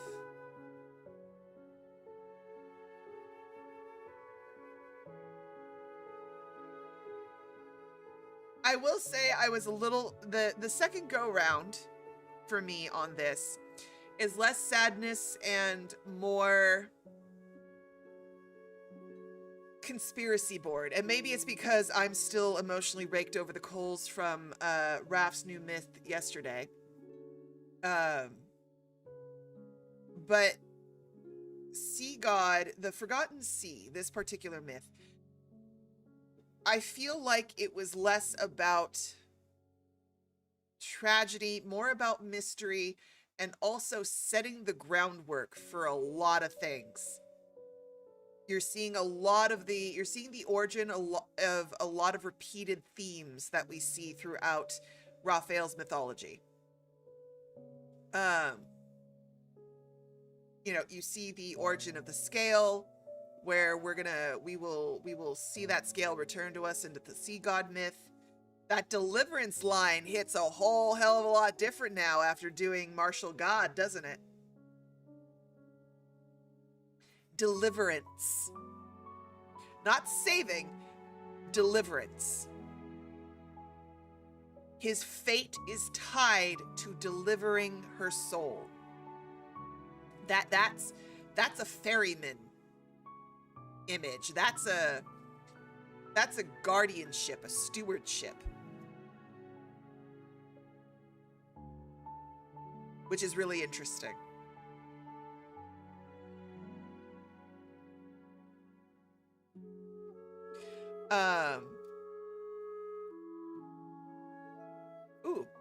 Aquarian Now says, I've always wondered if the sea god ceremony changed and corrupted over the years to a direct sacrifice from a place of actual god marriage and metaphorically giving him her heart. I had the same feeling. We get to see more of the gods, the sea gods in the sea god myth, where we get to see the council of the gods. But this obsession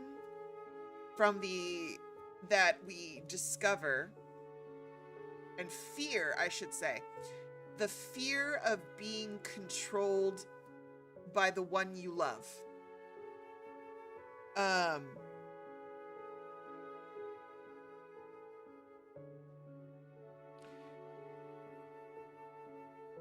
I think that when you have a powerful creature, a powerful god, love is very difficult for the divine. Love is difficult in general. Let's strip divinity out of this. Let's talk about what actual love is.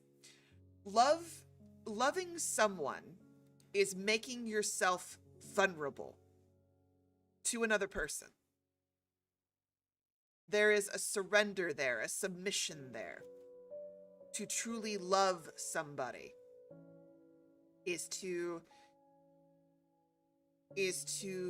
give away parts of yourself to a degree.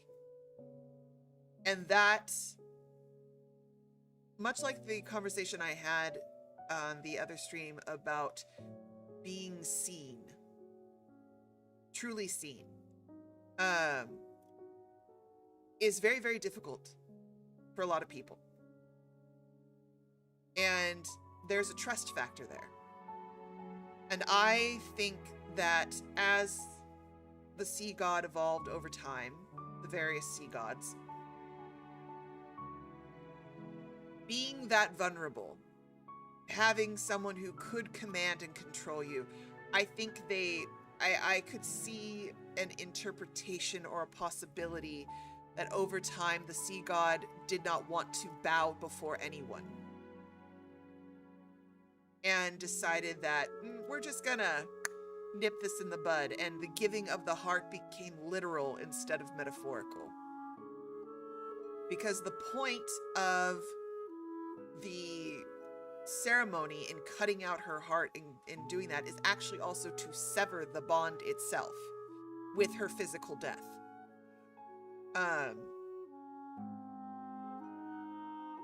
So that the god is no longer under control of anybody and can do as he wishes. I could see that being a corruption.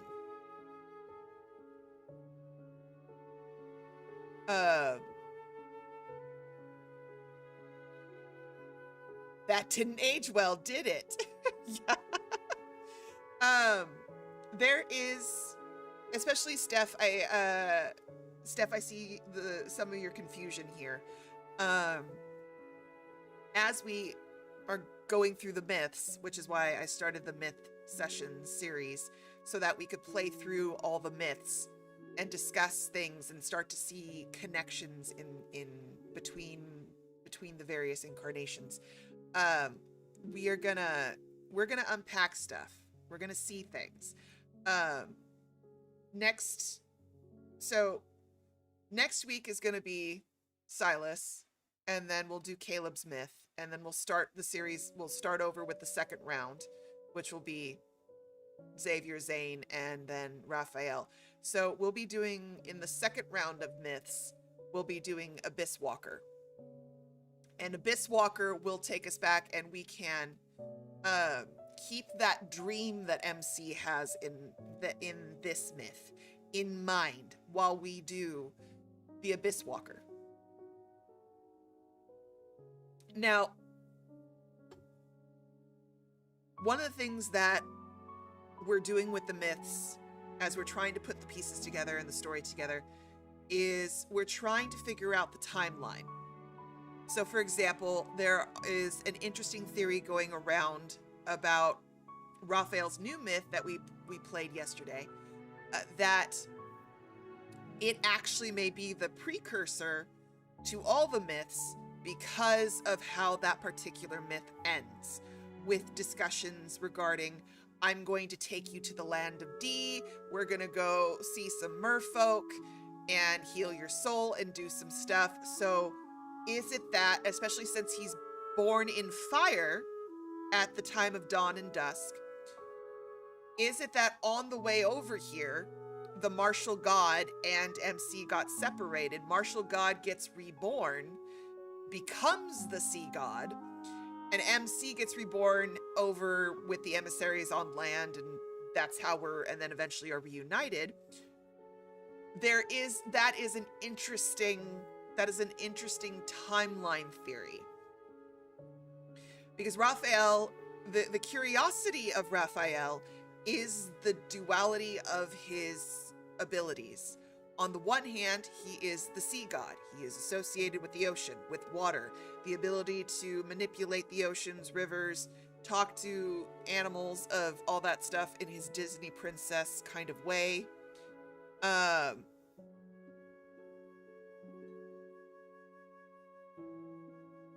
But he also is associated with fire.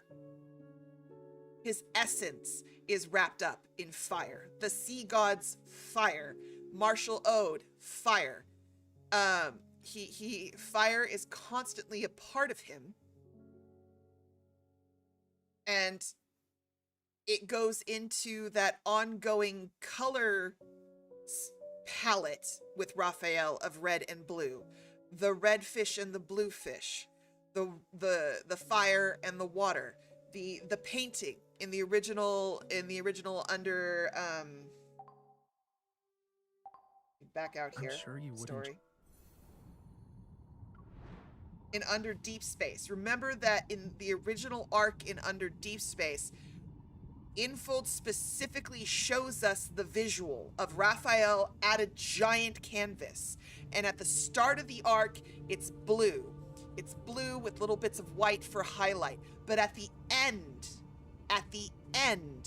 of this arc, we see the painting. Rafayel disappears, and that blue painting now has that glorious swath of crimson in it, the red bleeding through. So this is a repeated theme with Rafayel. And there's a lot of discussion in regards to red and blue, what they represent, what they could possibly mean. I mean, we already have some quick symbols in terms of with red, we have the red representing Reddy the fish, the red representing fire, the red representing the covenant bond between them, / the red string of fate that's so popular in Asian media and part of the mythology. With blue, you have, of course, the blue of his divine power. It's associated with his divinity. The blue of the ocean, as is his domain. It's these symbols are building, the metaphors are building, the themes are building. So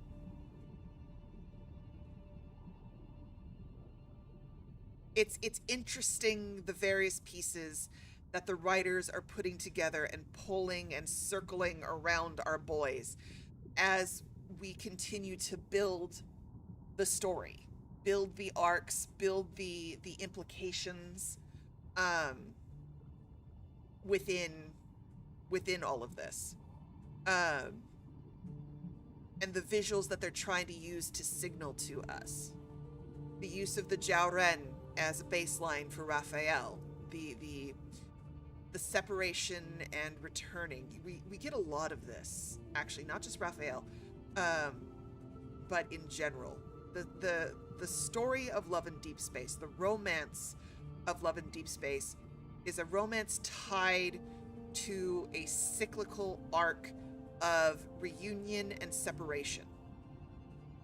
And we can get into the discussion on at some point in regards to reincarnation, samsara, and the cycle of fate.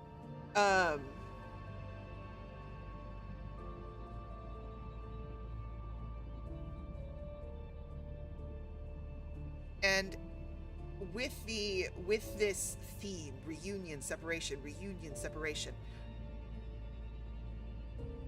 the game packs us with references to various mythologies, into narrative tropes. We see some of the influence of the divine siblings with Caleb and MC, which, again, reminder that in Eastern traditions, in Asian traditions, divine sibling mythology isn't necessarily sibling the way we think of it. It's more in terms of the line that keeps being repeated in Caleb's mythology, which is, we are born from the same source. We have the same origin. Divine sibling is more about pairing than familial connection. Also, one of the other mythologies that the Love in Deepspace team has pulled, which I'll be diving more into when I put out my video, but also right now, because the lore drop in the Discord hit. For anybody who is a Stacy's PR member or above, the lore drop for this month has been posted about New Long and Jernu. So we will be having further discussions about the Weaver Girl and the Ox Herd and the implications of using their mythology as a base for our stories. But one of the big overarching things that we have to consider and discuss is what story is Infold trying to tell? Is it just the story of love that is constantly under threat from authority grander than it, that has to face obstacle after obstacle after obstacle, to have these brief, bittersweet reunions where we get to have some happy fun time before we're ripped apart again? Is that just endless? Or is the story that Infold, hopefully, the interpretation that I'd like to fall under, trying to tell through all of these arcs, is that the story is about actually breaking the cycle?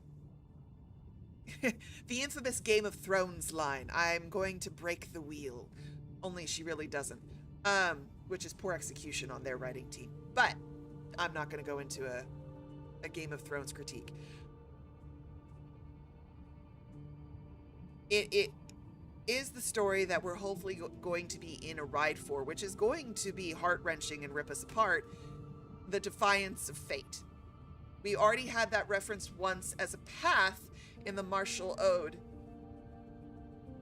mythology. There are 3 paths: the errant path, the defiance of fate path, and I forget what the other one was. And the implication that we are on the defiance of fate path. So there is a lot here. There is a lot in this story to read. Story analysis is fun for me. I hope it's fun for you. But the taking apart of characters and plots and points, the implications, what does that mean for us? What do we think?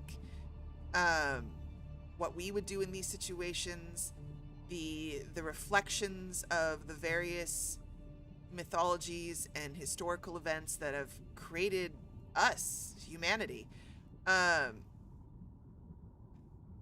temptation of immortality, the fear of death. There are big, heavy-ass themes in a game that's presented, for lack of a better word, as a dating game. Come for the hot men, stay for the battle. Oh, by the way, here's a deeply complex emotional story also woven in for shits and giggles. Like, I really enjoy this game for that reason.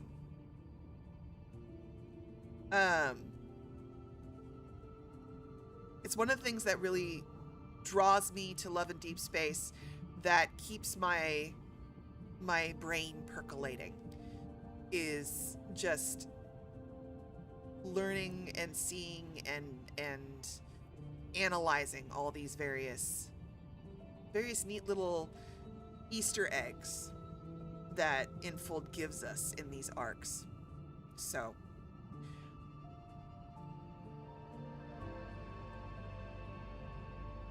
interesting. Okay, Turquoise puts a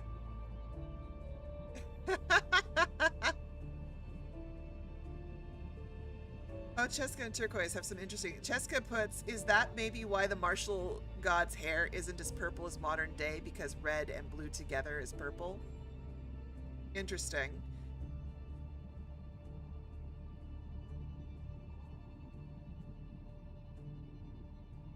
I do. I have a feeling, Turquoise, that we are going to get a crashing of the timelines.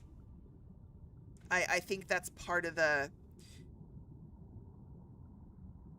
I think Infold's been playing with timelines. I think we're going to get a crashing of timelines together. I don't know when. I don't know where that's going to happen. I still maintain... And pardon me, I'm going to sneeze. I maintain that all of this... come back here. I maintain that everything you see here, all 8 chapters of Under Deep Space, 2 chapters under Long-Awaited Revelry, 4 chapters for Prologue to Tomorrow, 2 chapters Homecoming Wings, 4 chapters Death and Rebirth, and the 4 chapters that we got, 4 chapters we got in 2R yesterday. I will die on the hill. All of this that we went through, that we've experienced, nothing but prologue. I don't think we're even at the main point of the story. I think all of this has been prologue. All of this has been set up. All of this is just laying the foundational network so you understand the world, how it works, and who are the main players on the deck. Because by the time we get to our yesterday, we know who the love interests are, we know who MC is, we've got a basic understanding of Josephine and her many-ass sins, we've got the complex network that is Ever, and the interplay, and I really want more interplay with Ever to understand Ever's rise to power here, but the interconnection between Xander Science, Ever, the Gaia Research Institute, thanks to World Underneath, we now see how Ever started putting its feelers and its fingers into the fleet, into the Far Space Fleet, and that kind of spider web that Ever has been building. We now understand the connection between Carter, cursed of his name, X-Heart, and Zayne. And because we understand that, we understand where Dawnbreaker is coming out of. Now, again, there's giant-ass debate on whether Dawnbreaker is a parallel universe on the other side or something else is happening there. Is it an alternate timeline? Is it a parallel universe? But Dawnbreaker's out there killing stuff from the very thing that Zayne figured out in his research. We also have we have the brain. Where did my brain just go?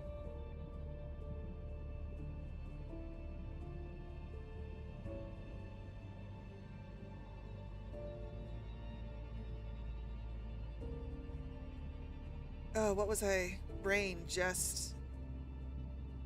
My brain just totally crashed. But we've laid everything out, essentially, is the summation. We've laid out the Ever's desire for immortality because of the decoding of the deep space signal signifying the end of everything, which death is natural, that's gonna happen. The implication that Sylus has an idea of who's on the other side of the deep space tunnel is really fascinating to me. We also now have the implication with both Sylus and Xavier that when they are off Philos, they are burning their own life away every time they use their power, which is like, hot damn, how powerful are you considering some of the shit you've done? Like, we have an encore. Yeah, we just started getting introduced in an encore.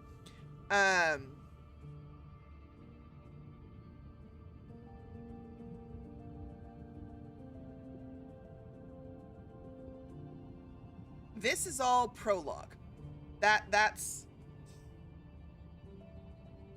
where we are, kids.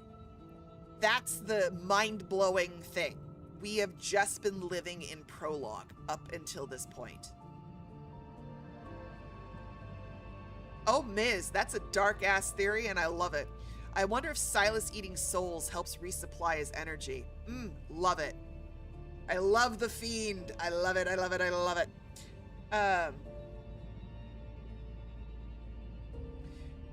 And then we, of course, have the giant Destructo Protocore, and we've got, I mean, that eye in the sky and the Destructo Protocore. What exactly MC's relationship is to it?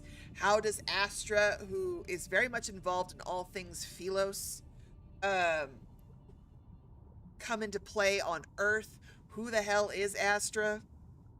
In my darker moments, I totally manifest that Astra is going to be another love interest. I love a good villain romance. MC fled Astra only to be reunited and they resolve their issues. I don't know. It's the dark romance in me. And I shouldn't be manifesting that. I understand, because I accidentally manifested Marshall Ode all the way through, which I am very proud of myself for, on calling the Flame Emperor. But Lord, that would be funny. That would be really funny if Astra became a love interest. If that happens, children, I will apologize.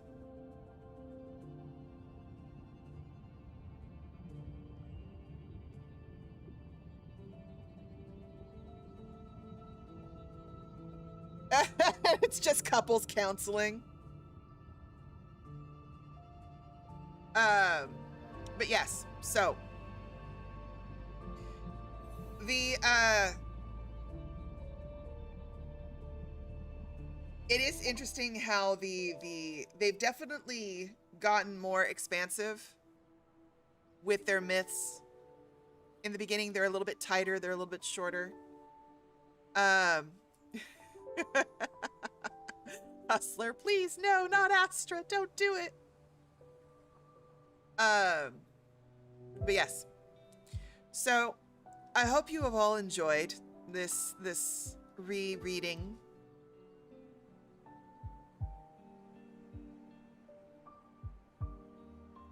So, Mickey Jaws, Dawnbreaker is that is an excellent question. Dawnbreaker is what we most connect to the emissary of the divine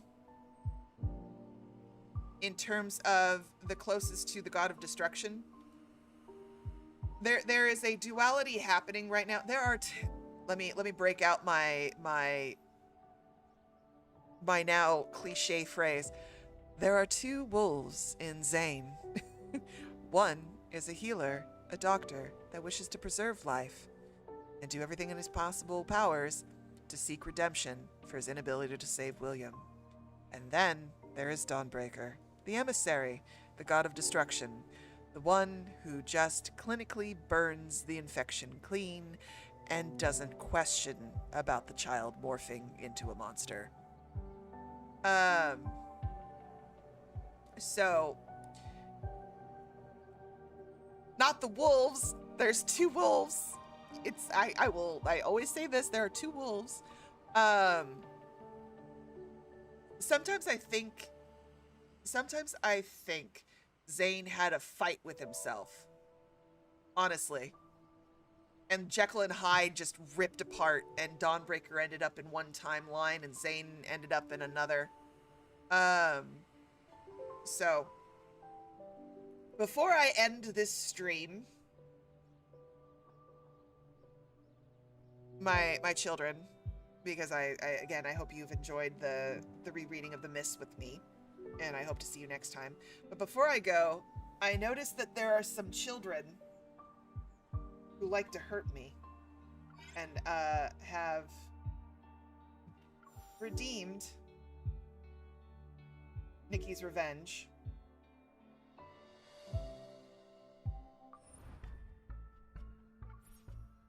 Oh, I haven't beaten this one. Fun.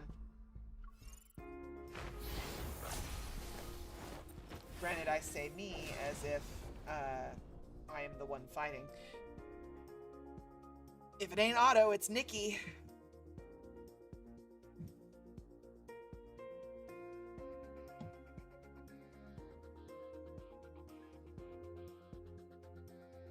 All right, let's hurt my soul.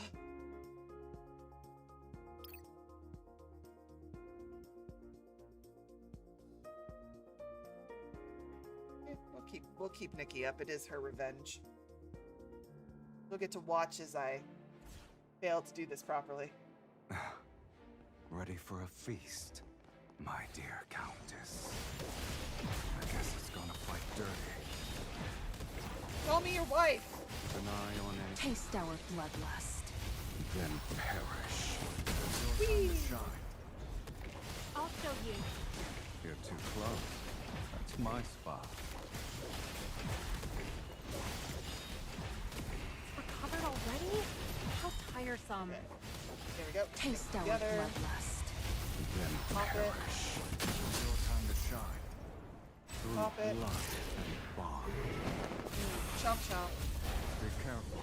Don't be summoned by blood and at your service. Keep an eye on any changes. If we're covered, be careful. My turn. It's a small gift. Everyone who receives your gift. It's your turn. Okay. Taste our Go bloodlust. together. Then perish. Your time to shine. Pop Listen a to note. fate's dying echo. Summon death's shadow. Now, fall into infernal abyss. We're halfway there. It won't take long for us to be done. Eat this. Be careful. Don't let it recover. Be careful. Break their shields. Through Pop blood chomp and chomp. bond. Let's settle this in one Mash the fell buttons. My turn. Do that, whatever that was. There that recover. Be careful. Crystals. Time taste our bloodlust. Then perish. Your time to shine. I'll show you. It was just careless. Is that it? Ooh, I perfect dodge. I'm so proud of me. Recovered. Be careful. I would like your shields to go away, please. Your time to shine. Yay! Time to meet your maker. Summoned by blood. Chomp chomp. If not, listen to fate's dying echo. Summon death's shadow. Now, fall into infernal abyss. I'm probably missing protocols on the cards. Lust is like mine. If we're covered, be careful. So close. So close. Of course.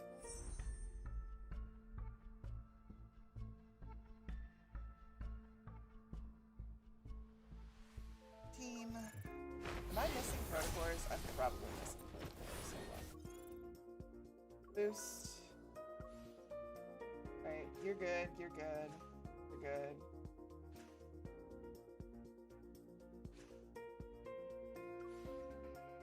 We can enhance you, why not?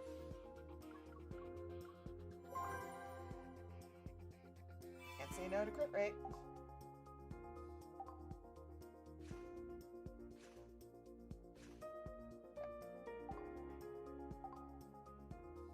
Not that that singular adjustment is gonna probably save me, but I was close. I was close.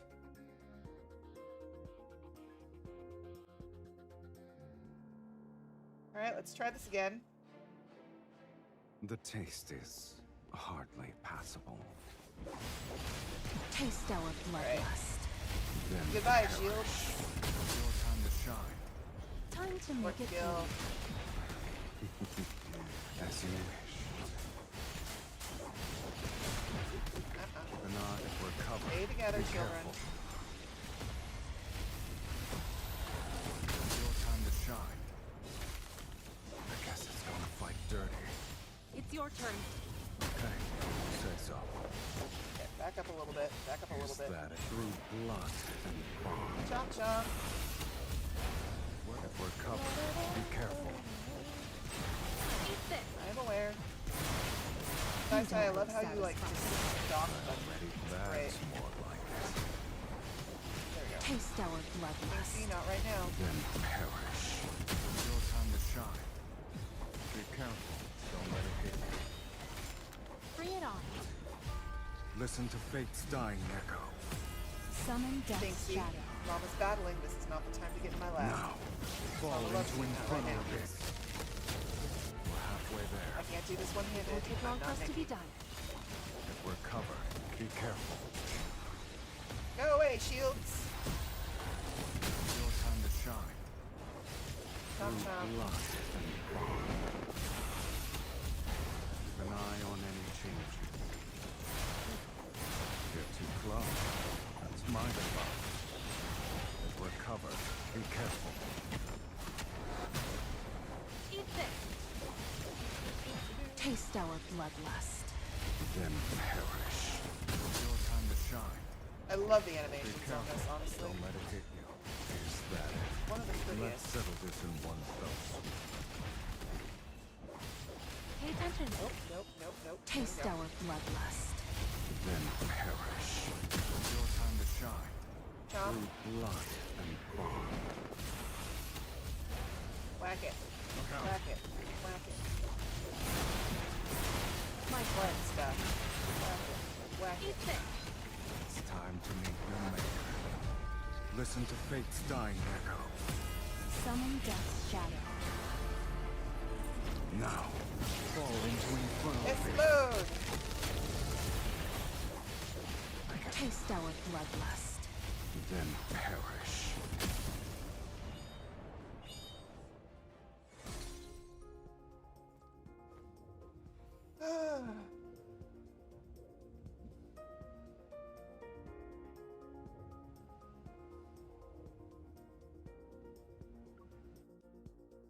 Go to the training room for practice. Nah.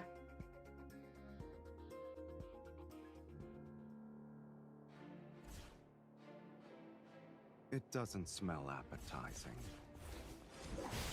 Taste our bloodlust. Then perish.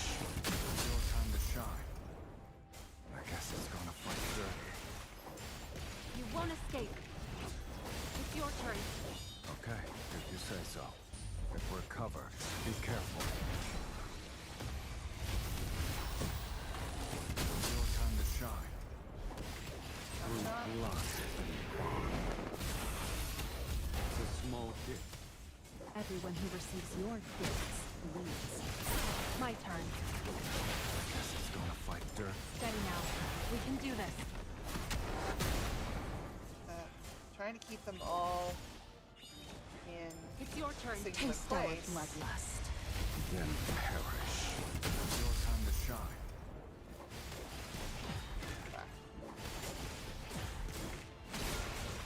I'll show you. Yes. Mike, recovered already? How Yes. tiresome. Come on.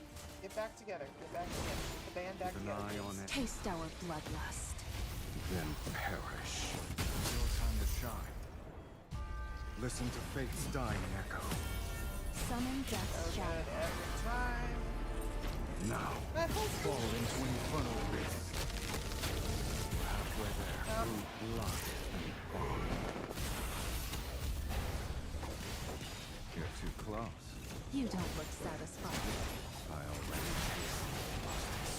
If we're covered, be careful. Taste our bloodlust. Pop Then perish. It's your time to shine. the port It's your skill, turn. Okay, if you say so. skill. Keep an eye on any changes. If we're covered, be careful. Taste our bloodlust. Dang it. Then perish. It's your time to shine. Port skill. My turn. Through blood Chomp, chomp. and bond. You're too close. That's my spot. Are you hurt? Don't believe in the rules. Oh, Use blood. at least I to go tear out with a them bare apart. chest. It's time to meet your Let the blood feast begin. together. Taste our bloodlust. Then perish. Ugh. Well, that's how it goes.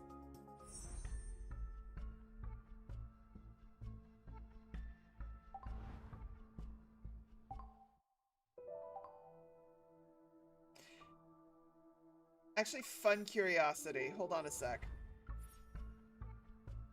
I'm gonna put it on auto for shits and giggles. I want to see something. Let's see how well the auto does.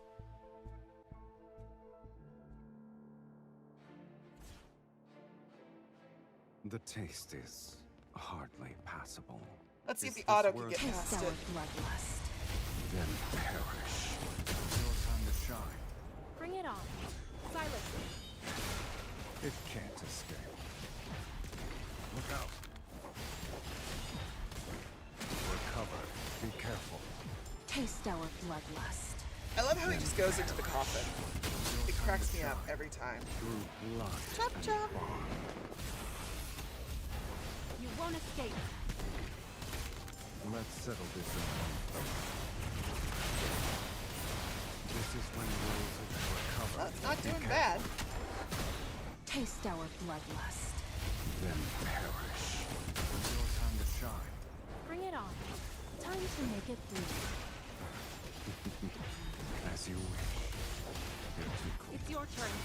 Okay. I will come off of auto to make sure that Cover. gets Be used. careful.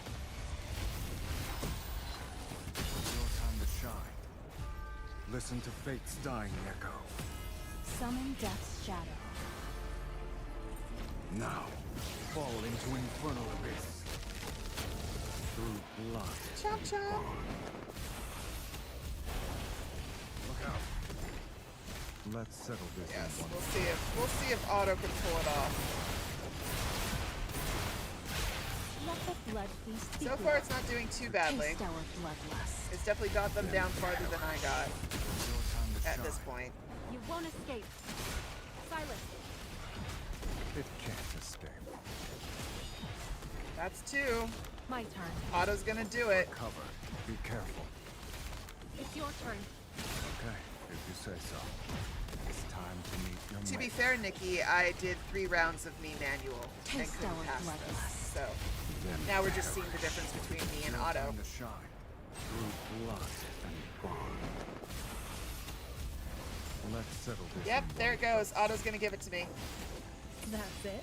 You're as unsatisfied as I am. That's called straight brute force in terms of letting the auto do the pain and suffering for you. Oh, shit. There was a second battle. It doesn't smell appetizing.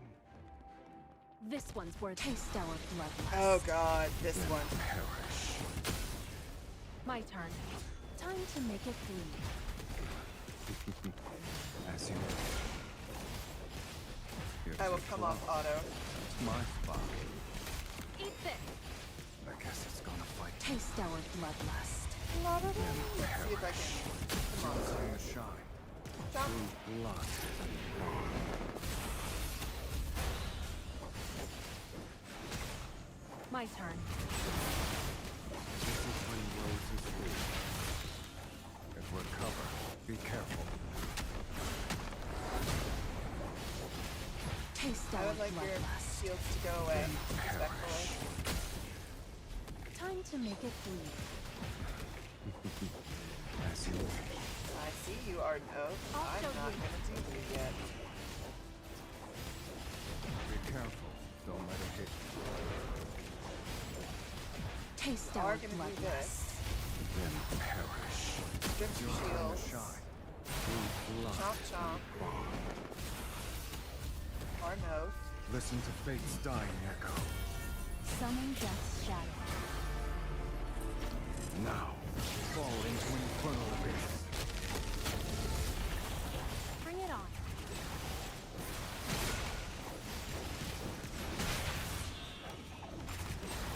We're covered. Be careful. We're halfway Timing was there. a hair off. Taste our bloodlust. Then perish. It's your turn. Okay, if you say so. My turn. Be careful. Don't let it hit you. You're too close. That's my spot. You won't I escape. know, Sai. Taste our bloodlust. Then perish. It's your time to shine. My turn. Through blood and bond. It's a small thing. Aye, we're covered. Be careful. We'll go Listen out to on an hard fate's note. dying echo. Summon death's shadow. Now, fall into infernal abyss. I guess it's gonna fight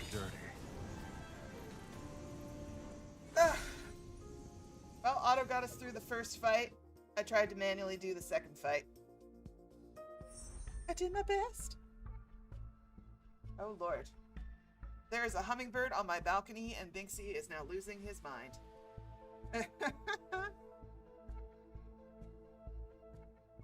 Alright, my darlings. So, as I said, next go round. Next week we will be...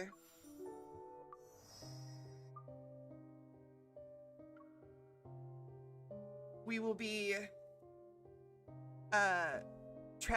we will be engaging in Sylus's captivating moment. We will get our present day myth with Sai. So yay team. I hope you're looking forward to that. Tomorrow morning will be Sire streaming, so we get to have more reactions from our game dev friend. Content Daddy will be here. 7 a.m. Pacific, 10 p.m. Eastern in the morning. Dear God, help me all. So you'll get to see, actually, for funsies, you're going to get to see Sire's reaction to the event. This will be the first myth event Sire has ever seen. So you'll get to see his initial impressions of how, of all the different stuff that's been put out for this myth. So I'm really excited to see Sire's reaction to the mini games, to all the stuff that is done.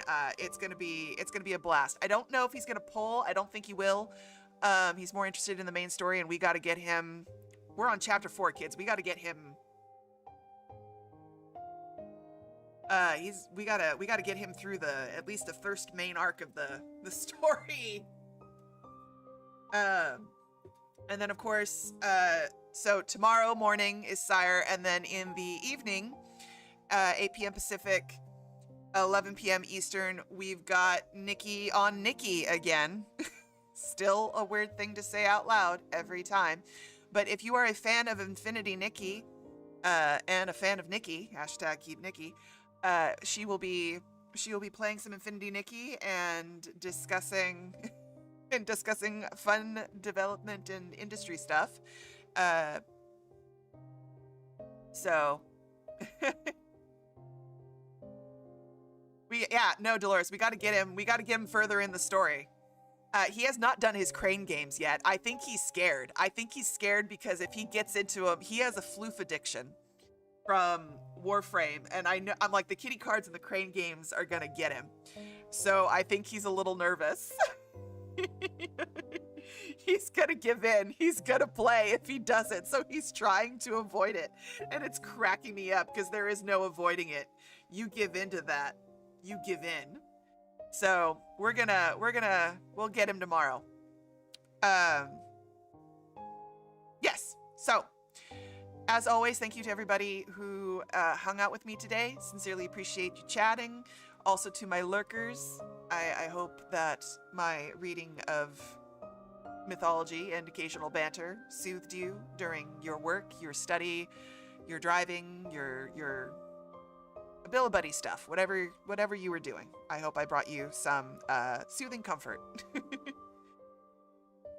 Until then, I will see everybody next time.